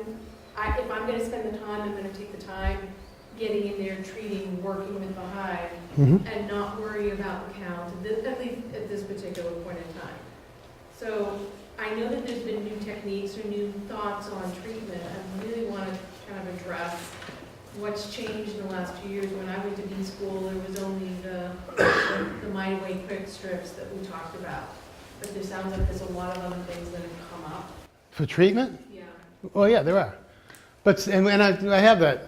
I will talk about that. When it comes to treatments, the best thing to do is to follow directions that come with it. But I'll tell you about the different types and all, and some of the methods of applying. But you go by the directions that came with it. That's very important. Like the state bee inspectors won't even tell you what treatment to use or how to use it or whatever because of liability. But as far as your idea there about treating is that if you don't test it, you have no way of knowing when the right time is. And so many people have done their mite away quick strips in the 1st of August or the middle of August and had their bees die in October anyways because their mite counts were actually high in September. And so why treat in August if they don't have the mites in August? Unless you're going to treat. You're going to treat every month. You're going to treat every 3 weeks. I don't know. You probably keep them down, but you're going to hurt your bees with the treatments. So that's why I think testing is just so important, so that you can minimize your treatments to exactly when you need them. That's the difference of opinion we're going to have about that. Jen. So that exact point is kind of where I have a weird feeling about when your neighbor has a high mite count that you should treat too. Because right. I get the point that they're going to come and bomb my hives, but if my counts are still really low and I want to wait for that perfect time to treat, it's kind of counterintuitive there. True. One of the things you can do is if you find that your neighbor had high mite counts, you can check yours, say, a week or so later, and see if you get an increase if you want to do it that way too. It's just there's no perfect world here, We're trying to do the best we can with timing, with doing our treatments, and we do have our neighbors to worry about. So These are all things, I'm not going to tell you that there's any rules about this, and tell you what all the different methods and all the different thoughts are about this, so that you can make your own decisions to do that. But, you know, it's not easy to time. My thought was what this lady was saying about, I didn't want to test either. So for the past 3 years, I wasn't testing, I was just treating. Uh-huh. And I've changed that. This last August, I treated. And then I treated with the microwave. And I was told that I'm good. You're good. Don't have to worry about testing, you're good for the rest of the winter. And I went and used my oxalic the second week of October, and they were infested. Yeah, well, the person... That's where I changed my, Right. testing. I don't know how I'm gonna test yet, but definitely will be. The person who told you that you were good after you did that treatment was wrong, because they had no way of knowing that. Right. You don't know that the treatment is going to be perfectly effective. You know, there's a lot of different factors, airflow and temperature and stuff like that. So you need to keep testing. Even after you treat, you need to test again to make sure. Right. I saw that. Yeah, it's just, I had the same issue, somebody told me the same thing, that, oh, your hive is fine, you look great, it was fine through the winter, my hive died. And then if that same person said, oh, you had Varroa mites. Really, you're the one who told me it was fine. so, and like I said, so the bottom board will give you an idea of what's going on, and the sugar roll test people think isn't as good. I will tell you that I decided to try a little test.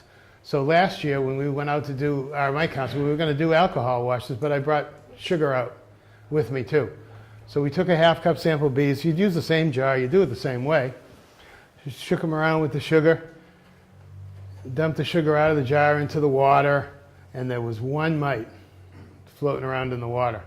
So now I got the jar of sugar-coated bees. Instead of putting them back in the hive, we filled the jar with alcohol and did an alcohol wash and cleaned out the bucket and dumped them and got 2 more. So, that's telling me that whatever number you get doing a sugar roll, it's 2 to 3 times more than what that is. I didn't do it too many times. That was kind of good enough for me. Because you see 1 mite, oh, that's great, 1 mite. Instead, it was actually 3. Now, 3 is not bad either, but it's a lot different from 1. If I had 2 instead of 6, that gets to be a problem. Yeah, and so we did this sugar roll, and definitely not as effective as getting all the mites off, but we did it every 2 weeks, and what we did was more noticing a trend. Right. As opposed, more kind of like the bottom board test, and it was when the trend went up versus the threshold. What sort of counts were you getting? 1 to 2 for the most part, and then all of a sudden it spiked like crazy. It was like, because we did it every 2 weeks, 2 weeks later, it was crazy. That'll work too, if you can get out there to do it that often, So this I got, if anybody wants this, I'll probably just send it out I can send it out attached to an email to the whole club, whatever. The guy down in Rhode Island made up this little chart. And I did this, I put these things in just based on some numbers I had from from tests that we had done in the past. So so you just have the dates that you did your tests and what you got your counts to be. And you can just do it. So I had 2, had 3, 6, and that was August 1st. So then we did a single night away quick strips treatment. That's what we usually do, and we'll talk about that. September 1st, look, the levels were down again. It was great, right? So the thing worked. But then October 1st, bam, back up again. And it was warm enough. Oh no, that was so. Oh, did the double mite aways. And then on October 1st, didn't have very much brood at that point, did oxalic acid dribble, and then retested on October 15th and back down to 3. And that's the only way that you know that your treatment did any good. And if I had just... Wait that long between testing again after you do a mite-away quick strip, you wait till the next month? Sure, because it's going to take some time anyways, especially with the mite-aways, because you're killing the mites in the brood. So that as the brood hatches out with dead mites falling through, you're going to have increased numbers, So if you sample bees right away, you're going to get a whole bunch of mites in your mite count results that are actually dead mites because they were already killed. So you want to get a chance to get the hive back to a sort of equilibrium, you know, get the dead mites cleaned out of there. But as you can see, if I had thought that the August 1st to 15th treatment, that I was all set, we were dead in October. You know, and this hive did live through the winter, so. Did or did not? Did. And I don't think it would have if I didn't do that late treatment, or test and treatment. So again, like I said, that's it's a suggestion.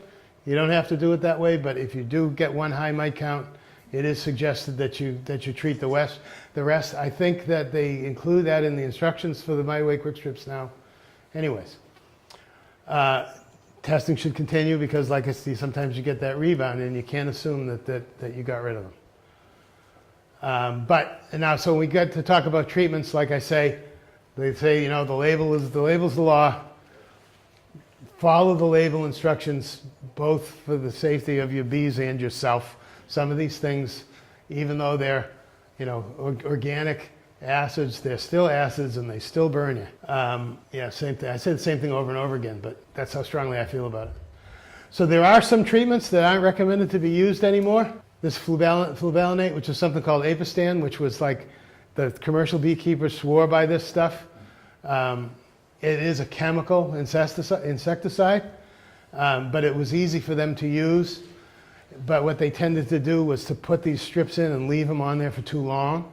And as the concentration of the insecticide decreased and the mites were exposed to lower and lower levels on them, the mites became resistant to them. And I think they still are, and there's no reason to use it. You can actually still buy some of these things. This other one called Checkmate, which is a Coumaphos-based product, I believe you can still buy. But it's generally saying, ask Ken Warchall about it, because he lost a good number of hives because he hadn't heard, this was many, many years ago, but hadn't heard that the mites had developed resistance to it. And he treated like 120 hives with this stuff and lost about 80 of them. And also, they're chemicals, they're harsh chemicals, and I just have a problem with using that anyways. So MiteAway quick strips, it's formic acid impregnated gel, and it's on a sort of paper type strip, and it vaporizes into the hive. This is the way you do it.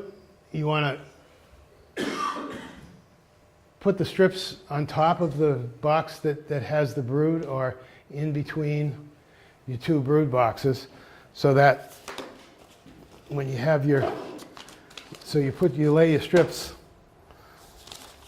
on top just like that. If you're going to use the 2-strip treatment, and if you're using the single strip treatment, you just put a single strip in the center.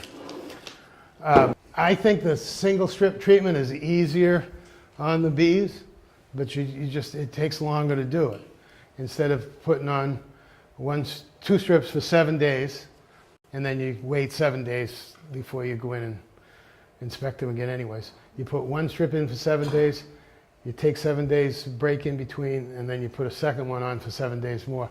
In the end, they get the same amount of formic acid treating them, but it's not as harsh on the bees. They never get that high of a concentration all at once. It's the fumes that kill the mites, right? Well, yeah, it's an acid vapor, yeah. So yes, it burns them. How come they don't put it on the bottom? Why? It's because you're missing the whole. The fumes are heavier than air. It'll go up. Oh, you're saying put the strips on the bottom? Yeah. Then that's why ventilation is important too, and that's why you don't put them on the top either, because you're going to have some airflow. So if you do it in the middle, some of the vapors tends to sink down, and then the natural airflow picks it up through, and it tends to go through the whole thing. One thing that I read and that I've been doing is I do the 2-strip, but when I'm doing it, I make sure I have the space underneath the bottom deep, where the bees can go to hang out and not be. You mean the slatted rack? And I put an empty super. Yeah, and this is what they're saying. To give them space to get away from the fumes and lose very few bees. Not only is it okay to have your honey supers, so they can climb up out of it. not only is it okay to have your honey supers on there, it's recommended that you put a honey super on there, even if it's not, and even if it's a box full of empty foundation if you want. But you're on board in also because, like I said, it is heavier in there, so it'll leak out the bottom if you want that bottom insert. But you do want to have your entrance full open, because this is stuff is going to vaporize inside the hive, and you want it to move around with the natural airflow through the hive. So you don't want to have any type of mouse guard or entrance reducer on there. Put your insert, if you have your insert out, then it'll go out too fast. But leave your whole entrance open, and make sure that you have an upper entrance too. The notch in your inner cover. But you want to let that stuff circulate and to be able to flow out. It's very sensitive to temperature. They say 50 to 85 degrees. And the reason that you have both ends of that is that below 50 degrees, the stuff doesn't vaporize. So you put it on there, and you leave it on there for the period of time, but the material didn't vaporize out of the gel there, so you didn't actually get a treatment. So it's better up in the higher ends when you get the good vaporization out of that. But 85 degrees max, you got to look at the forecast for the whole week that's happening. But especially the first couple of days. If temperature goes up to like 95 degrees on the second day, you're going to find a lot of dead bees on the ground in front of the hive, because you're going to get just a very, very high concentration of formic acid out there all at once. So you really have to watch the temperature. They're not kidding about that. But so How does it affect the honey though? You said it can be put on with honey supers. I thought that was completely the opposite before. No, it's always been. There's already enough formic acid in honey naturally that you cannot increase the formic acid concentration. It's saturated, in other words. So you can't add any more formic acid to the honey. So it's always been okay to have honey supers on using Mitaway quick strips. The old Apivar, they didn't want that on. The old Apivar and the new Apivar too. In fact, any chemicals, because the bees are walking over, they're carrying that around. And so they'll carry it up into the honey supers, and you'll have chemical insecticide in your honey. So no, you don't. And any of the essential oil-based ones, like the Thymols, they make the honey taste really bad. So you don't want to use that either. I think, well, HopGuard and Mitaway, I think, are the only two that you can have honey supers on there. Certainly, it wouldn't be a good thing to sell honey that had been exposed to a mite treatment. And that's why it's not a good idea to if you have a hive that dies, to extract the honey out of the brood box to eat, because that's been exposed to everything you ever put in that hive. So think about that. But anyhow, so you have to be careful with this stuff. It's really strong. If you ever used it, you open up that container, the stuff's in plastic wraps, and the vapor will knock you out. It's a cellophane type package with this gel strip in there that's wrapped in paper, sort of a paper. You open up the plastic wrap and take that out, but you do not peel the paper off the strip, because that paper buffers the vaporization. It makes it vaporize at a certain speed. And if you unwrap that so that gel is exposed, it'll flash, so you'll get such a high amount of acid vapor, and it'll probably kill your bees too. So you open the plastic wrap, but do not peel off the paper. And now they have a new product which is called Formic Pro. It's basically the same. There was some, bee school last year, they said to throw the strips, the Mitaway quick strips in the freezer before you apply them. And it was a little easier on yourself too. Well, yeah, and so that's what happens is you don't get that high concentration initially. And that's especially in the warmer weather. But you have to be careful with chilled brood then when you're putting something frozen. Well, yeah, if it's 80 degrees out, you'll probably be okay. But it limits getting that high concentration, and limits the bees that you kill, and lessens the chance of killing a queen. Yeah, if you freeze them first. If you do the one strip, and one strip, then wait, and then one strip, again, it really helps with not killing bees that way too. So this new one is called Formic Pro. It's basically the same thing, but I think they formulated it a little bit different so it doesn't vaporize quite as fast. It has in the tubs it has a 2-year shelf life instead of 1, and also the treatment time is different. You can buy this. You can buy both products still. I think this might be a little bit better as far as not killing bees from vaporizing too fast. So this might be worth. All the rest of the rules are the same about temperature and ventilation and everything else. It's just a slightly different formulation of the product. I would expect the Mitaway Quick Strips to come off the market eventually, and this Former Pro will be the only one you can buy. And it just affects the Why is time. that? Why would that happen? Why what? Why would the Mac use go away? It's made by the same company. And if they think that this is a better formulation, why keep the old one? Right? So you just got to watch again. Read your instructions. You got to watch that your timing is a little bit different because it vaporizes at a different rate, I believe. Oxalic acid is a naturally occurring acid.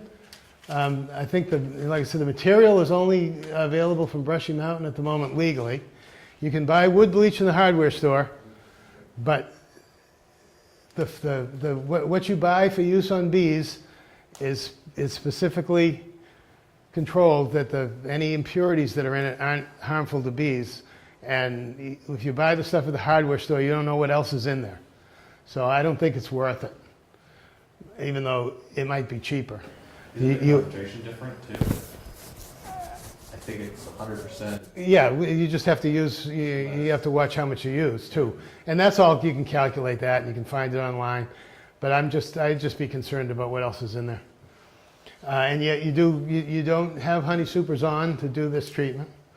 And then, so the dribble method is you buy these 35-gram packets. You can buy them all measured out from Brushy Mountain. And it goes in 1 liter of 1-to-1 sugar syrup, which I then figured out to be 2.5 cups of water, 3 cups of sugar, and a 35-gram packet of oxalic acid. And you fill a 50, has anybody done this? Done dribble? No? It's pretty good. If you're worried about the safety aspect of the vaporization, or worried about continually coating the inside of your hive and how many vaporizing treatments you do, you can do this.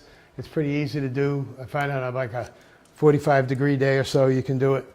So you mix up this stuff, and you can buy the kit from Brushy Mountain that comes with some nitrile gloves, goggles, and the syringe and a packet. You wear the goggles, especially when you mix it. This stuff splashes in your eyes.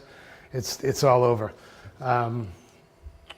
First times I did it even when I dribbled it onto the hives. But if you have your veil on, you're all right. So this thing it's graduated, 10 cc thing. So you pull up 50 cc's. 50 cc's is the maximum amount per hive, regardless of how many bees are in there or whatever. You don't want to do any more than 50 cc's. You can test just with sugar syrup to kind of get the feel for how fast it comes out, and you get your technique down, because if you're doing this on a 45-degree day, you're going to do it in both brood chambers, and you don't want to have them open for too long. So what I'll do is get all ready to do that, lift, break that box loose, and lift that top brood box, and then just apply this with the other hand. So what they say is 5 cc's per seam of bees. So what they're talking about is a seam of bees is a space between frames that you can see bees. On these end ones, you typically don't have a lot of bees, so you don't bother putting any there or here, but you'll see bees in there. You don't want to apply it, if you apply it to the top bars of the frames, it's totally useless. It has to get onto bees so that the bees will clean it off themselves. So you just start, and you hold it in your hand like this, and you watch in the graduations, you just drip, drip, drip, drip, drip, drip, drip, drip, drip until you hit 5. Down again, 5, 5. Usually you've got, say 5 or 6 seams of bees in the fall on each chamber. So you do those 5, and then you set the box down on top and do those 2. And when you get to the end, you're done. If there was another seam of bees or so that you didn't cover, don't go back for more. They're really kind of adamant about that, about not using more than 50 cc's. So if it's a nuke, That's per colony, though. 50 cc's per colony. And also, but don't do more than 5. Like, so if you've got A weaker one with only, say, 4 or 5 frames of bees total, I don't see that you really want to do 10 cc's on each. Still only do 5 for that row of bees, but don't go over 50. So if you're doing a nuke, you got a 5-frame nuke or a 5/5 nuke or whatever, same thing, just do 5 per, and you're not going to reach the 50 limit. And then can you save that in like a jar on the fridge or something, or is it bad after that? I would say you might find something about that Do you, or just? that I don't recall. I usually just use it up. I've thrown it away afterwards because you're not doing it that often anyways. Eventually, probably, or the oxalic might drop out. You might find the solid in the bottom of the jar. End up consuming the oxalic acid? I'm sorry? So the bees end up consuming the acid? Well,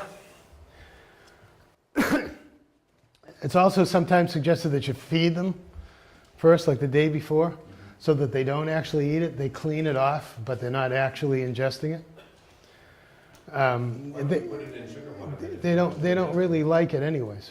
What's that? Why would you be putting it in sugar water instead of just? Well, because it doesn't hurt them if they do ingest it, and they're not going to be, I guess they're attracted to it anyways when it's there to go and clean it off. So Ed, how often between dribble treatments can you treat? Well, they say for oxalic acid, for treatments in general, you only don't want to do more than 3 a year. So whatever that is for timing. And then how long do you, before you put honey supers back on? A week. A week, wait a week? A week after the treatment's finished, yes. So generally, you're doing this in broodless times, so you're probably not going to have honey supers on at that time anyways. What they do say is if you don't want to use a formic acid type treatment and you want to do it in times when you do have brood present in the hive, you want to do like a vaporization, you do 2 treatments 7 days apart. And then you'll catch part of a brood cycle that way too. But I know that some people have done it 5 or 6 times in a year. But the manufacturers and the researchers and all say that 3 times a year is enough because it starts to shorten the lifespan of the bees. Does anybody use a fogger? Not that I know of. A fogger with oxalic acid? We did oxalic acid with moonshine. Oh, Alcohol. okay. And we give it a couple of bursts in each half. We got the phone. There's a lot of different methods that are being worked on. First thing you should realize is that any method that isn't covered by the label on the product is illegal. But, we do a lot of illegal things in our own yards, right? But there are a lot of there are different treatment methods that are being investigated. Randy Oliver's done a lot of work with dissolving oxalic acid in glycerin and soaking shop towels and pieces of cardboard and things like that and hanging it in the hives so that it stays there a little bit longer and the bees eventually get it cleaned out. But they're still working on the effectiveness of it, and it hasn't been approved by anybody, EPA or anybody else yet. So, but you can read about those tests and you can try things if you want, but you should realize that any off-label use of any of these things is against the law. So for vaporization, it is suggested that you have the slatted rack. People don't know what the slatted rack is here. It's a piece that goes on top of your bottom board. These slats here line up with the bottom of your brood frames in your bottom box. And one of the things is it gives the bees more room to go down and hang out. They feel less crowded, have less of a tendency to swarm. It also moves what happens is when it's in the cooler weather, the queen won't go down and the queen won't lay like on the bottom third of the lower frames because it's getting down too close to the entrance where the cold air is. So by lifting those up away from the entrance some, she'll tend to lay all the way down to the bottom. So it gives her more space to lay and would actually then, reduce swarming tendency because the queen has more space to lay. It lets the bees spread out a little bit more in the box So a lot of good reasons to have one. And now it's seen as another good reason to have a slatted rack in your hive if you're going to do oxalic vaporization, is it eliminates the fire hazard from the wax hanging off the bottom of the frames when you put that that heater in there, because it has happened. It has happened to somebody we know. Do you leave it on in the winter? Yes, because like I said, it gets the bottom of those frames up away from the cold air coming in the entrance, and then in the spring she can start laying down, and then she's not going to feel like needing to swarm quite as fast either. So there's really no reason to take it out. It's actually meant more for the winter. Even in the summertime, it just lets them spread out a little bit more. So you have that on there. There are a number of different wands here. Some you can buy, some people make. Needs a high capacity battery to heat that thing up. You put your oxalic crystals in the little spoon part, stick it in the entrance, block off the entrance with a towel, and let it vaporize. You see the vapor come out the top. The most important thing in an oxalic vaporization is that you're wearing an acid gas respirator, not just a dust mask or anything that you have to. There are specific respirators, because otherwise you'll be wearing this thing and you'll breathe the stuff in thinking that you're safe, and you really aren't. And you breathe oxalic acid vapor in, and it just burns your lungs out, and it's not repairable. Apivar is a newer material. It's a chemical insecticide called Amitraz. It's a plastic strip that you hang inside the hive and you leave it in for 45 days. Commercial beekeepers love it because they can just stick the strips in and leave them there and not have to worry about them, and it does a good job. But you got to realize that it is a chemical insecticide. You can't have supers on. It's not temperature dependent, so the commercial beekeepers tend to do it in the fall. If you leave them in there too long, we're going to run into the resistance thing again, because as that material starts to fade away, and the mite, it's just like taking low doses of penicillin. We make our bacteria resistant too. I'm not going to use things like this because I just don't like the idea of a true chemical insecticide. That's what the strips, you stick them in there, you stick them in. That one's actually not in a good place because there aren't any bees there. You want to get them into areas where there are nurse bees and all, because they'll walk through this and the mites will become exposed to it. So this strip probably should have been here. They say to do them 2 frames apart in areas where they were brood. They just hang in there and just sit there, and the bees will clean all the material off of them and carry it around the hives.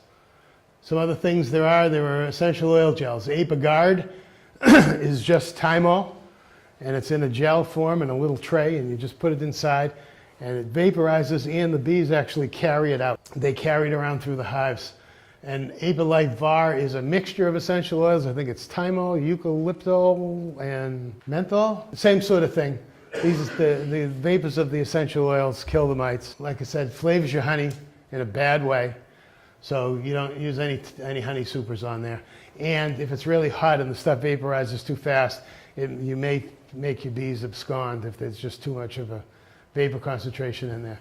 So again, you got to read that label and use it exactly according to the directions, especially when it comes to temperature.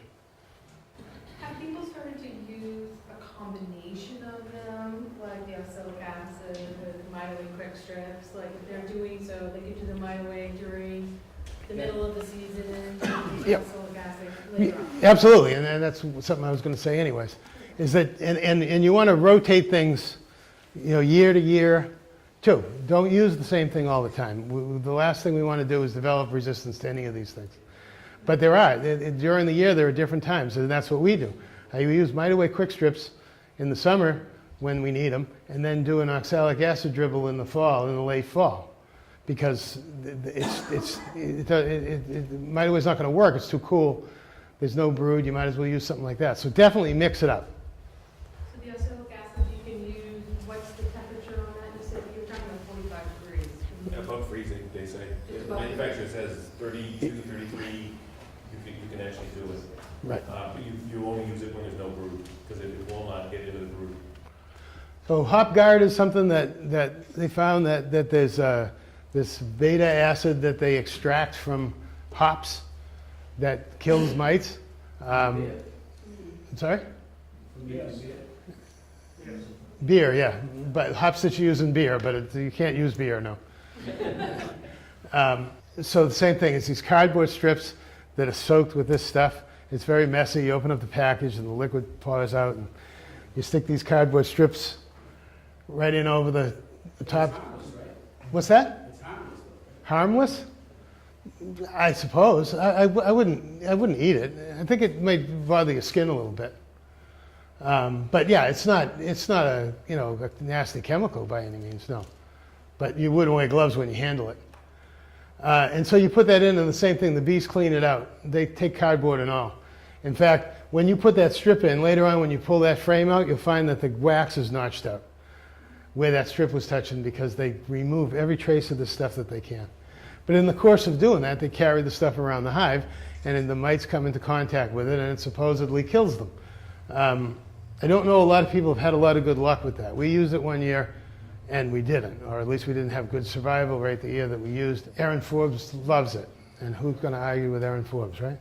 So you can find, I don't have all of these, I didn't have the printing done in time or whatever, but there's a really good booklet here, honeybeehealthcoalition.org. You can download this. It's like a 50-page PDF all about different treatments and the instructions and conditions for every one of them, which is very good. Scientific Beekeeping is Randy Oliver's website. He does a lot of testing, evaluation of mite treatments. He's a scientist, beekeeper, commercial beekeeper.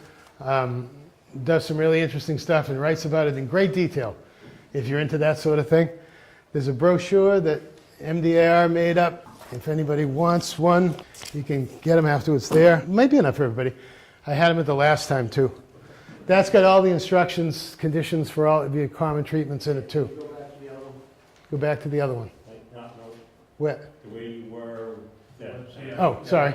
Yeah, You're going to make this slideshow available on PDF? Is that?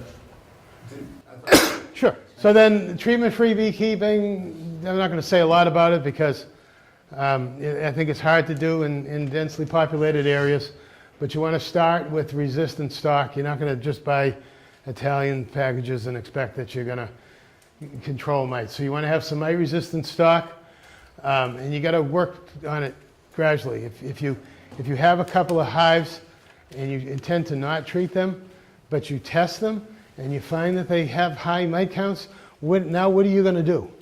If you make the decision to let them go and they die, you're not getting anywhere. It's only going to succeed if bees live. So one of the things that people will do with that is they will just go ahead and treat that hive to try to keep it alive, and then requeen it with a different resistant stock. And the only hives that you don't treat are the ones that don't show high mite counts. It would take you many years to get to where you could do this. And eventually, you might end up with some resistant bees. But somebody a mile away from you can ruin the whole thing too. So, that's why it's difficult. And if you're not, and people in more isolated areas have very good luck with it. And then, so there's this other thing that, so like I said, treatment-free only works if some of the bees survive. If the bees die every year, you don't get anywhere. But Tom Seeley threw this out at a talk we heard him do, which he calls, when he's talking about what he calls Darwinian beekeeping, as that if you really are adamant about not treating, when you get to that case where you test a hive and it has a high mite count, the only choice you have is to kill them before they infest your other hives, for the same reason that if all of your bees die, you will never be treatment-free. You'll be a treatment-free bee haver, but you won't be a treatment-free beekeeper. So it's something to think about, the way you would actually kill one hive in order to save the rest of them. But those are the kind of decisions that you have to make if you're going to go into something like this. But like I said, you go into it slowly, and you really have to think about what you're doing. And as there are bees being worked on, resistant bees. The first ones were developed in Minnesota by Marla Spivak and down Louisiana by some other people. They called suppressed mite reproduction. They thought that the mites, for some reason, weren't breeding in the brood cells as much, and that's the same thing with these Minnesota hygienics. But what they found out is that it wasn't that at all. It was that the bees were pulling the pupa out that had the mites in them, and that's why they weren't seeing as many mites. The bees weren't keeping the mites from breeding per se. They were pulling the mites, the mite-infested pupa out of the cells. So these have all now been called Varroa-sensitive hygienic. Hygienic bees will sense things that are wrong with the bees, other diseases too, and they will remove dead pupa or disease-infested pupa from the cells. But Varroa-sensitive hygienic bees will also remove bees that have pupa that have mites in their cells. They test that by taking a circle and drenching that area like a metal ring and hitting that area with liquid nitrogen to freeze and kill all the brood. And then they test what percentage of that brood gets removed in 24 hours. There's a test of how hygienic the bees are. That's very hygienic. They cleaned out the whole thing. And then Varroa-sensitive hygienic, here's the case here where these two bees are working very hard to pull this pupa that has the mites on it out of that brood cell. The only thing about that is that if you're really into producing a lot of honey and you have a lot of mites, the hygienic bees will clean so many bees out of your brood cells that your populations will be reduced and your honey production will be reduced. So there's a trade-off for everything. Other bees, carniolan bees, are seen to be somewhat resistant to mites. Carniolans were mainly, they originated over in Slovenia, that area there, Croatia. And they've been tolerant of the mites. Russian bees are quite tolerant of mites because the Russian bees that they're breeding from now came from this Primorsky area in Russia, near Siberia, which is actually near China. And so they've been exposed by the mites that run the Apis cerana all these years. So the Russian bees have lived with mites a lot longer. And there's a group in this country that the Russian Breeders Association, Dan Conlon from Warm Colors Apiary is the president of the Russian Breeders Association now. And they're breeding pure Russians. They have to do genetic testing and everything to prove that they're doing pure Russian breeding. The only trouble is when you buy those bees and bring them into your yard, it doesn't take long before that all gets diluted out, you know. So if you're going to keep Russians, it's advised that you have a whole yard full of Russians, and that you don't have a lot of bees around you from drones to dilute that too. Or you keep recreating with pure Russian queens, you know. It's hard to maintain, but they are much better with the mites. And now we have these bees that have been raised at the research at Purdue, where called ankle biters, that the bees actually bite the legs off the mites. How effective it is, we're not entirely sure yet. They do use those in the queen program at Wetlands Apiary, and you can buy Purdue ankle biter hybrids from Bob and Ken. Again, remains to be seen exactly how effective it is, but even if you have resistant bees, you have to keep sampling. You still may have to treat them if you have to. But the hope is that you'll have lower counts. I think we've brought some resistant genetics into our yard, and we have been seeing lower counts. Still have to do some treating, but we're not getting high counts, and we're getting pretty good survival rates. And we get very good survival rates now. So you have to keep up with it, and mix genetics, you know, bring in some new lines once in a while to keep that diverse gene pool. But it takes work, and it takes thinking, it takes record keeping, and we can succeed.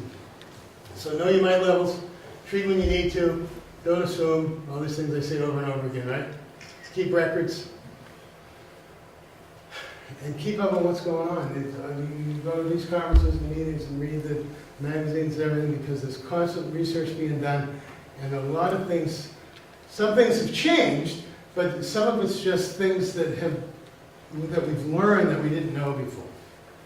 So you really have to keep up on it. It's changing all the time. And then, is everybody aware of our group, Varroa Control Group project? Is everybody, who's participating in it? Oh, good. So there'll be some more information coming out. Basically what we've done is was mapped all of the apiary locations in Norfolk County, and we grouped people to keep them communicating with each other. It's just been good for communication between beekeepers. People have done demonstrations for their groups, and when people test and get high counts, the group coordinator lets the rest of the group know, so that you can go ahead and treat if you know somebody near you did. We'll find out how we did when we do our survey this year to see if our loss rate was better than last year. We had a lot of people participate, and I think it's been good. It's been good just for communication. Eric will be sending out emails trying to sign up more people who haven't signed up yet, so I strongly urge you to do it. You do have to divulge the location of your bee yards, but I have promised that I will not share that information with anybody, including the state. We're just going to use it only for our own mapping purposes, I swear. So, you know, please think about doing it if you're not, and I think it will really help. The more people we get, the more chance we'll have of making an impact. All right? How do we get into that, or? Do you get the club emails? Yeah. You'll get one. Oh, okay. Very soon. Okay. From Eric Suter. Thank you. Any other quick questions? We're really late, so. What do you see right now with the heat sensor? Sorry? What do you see right now with the heat sensor on your hives? Heat? Your thermal everything? Yeah, they're up the top. Well, actually, they had gotten up to the top, you know, up into where the sugar was and everything, but now they're getting some brood. I'm actually seeing it starting to drop. So it's distributed all. Coming down into the center of the top root blocks, yes. Because that's how I know that the queens will.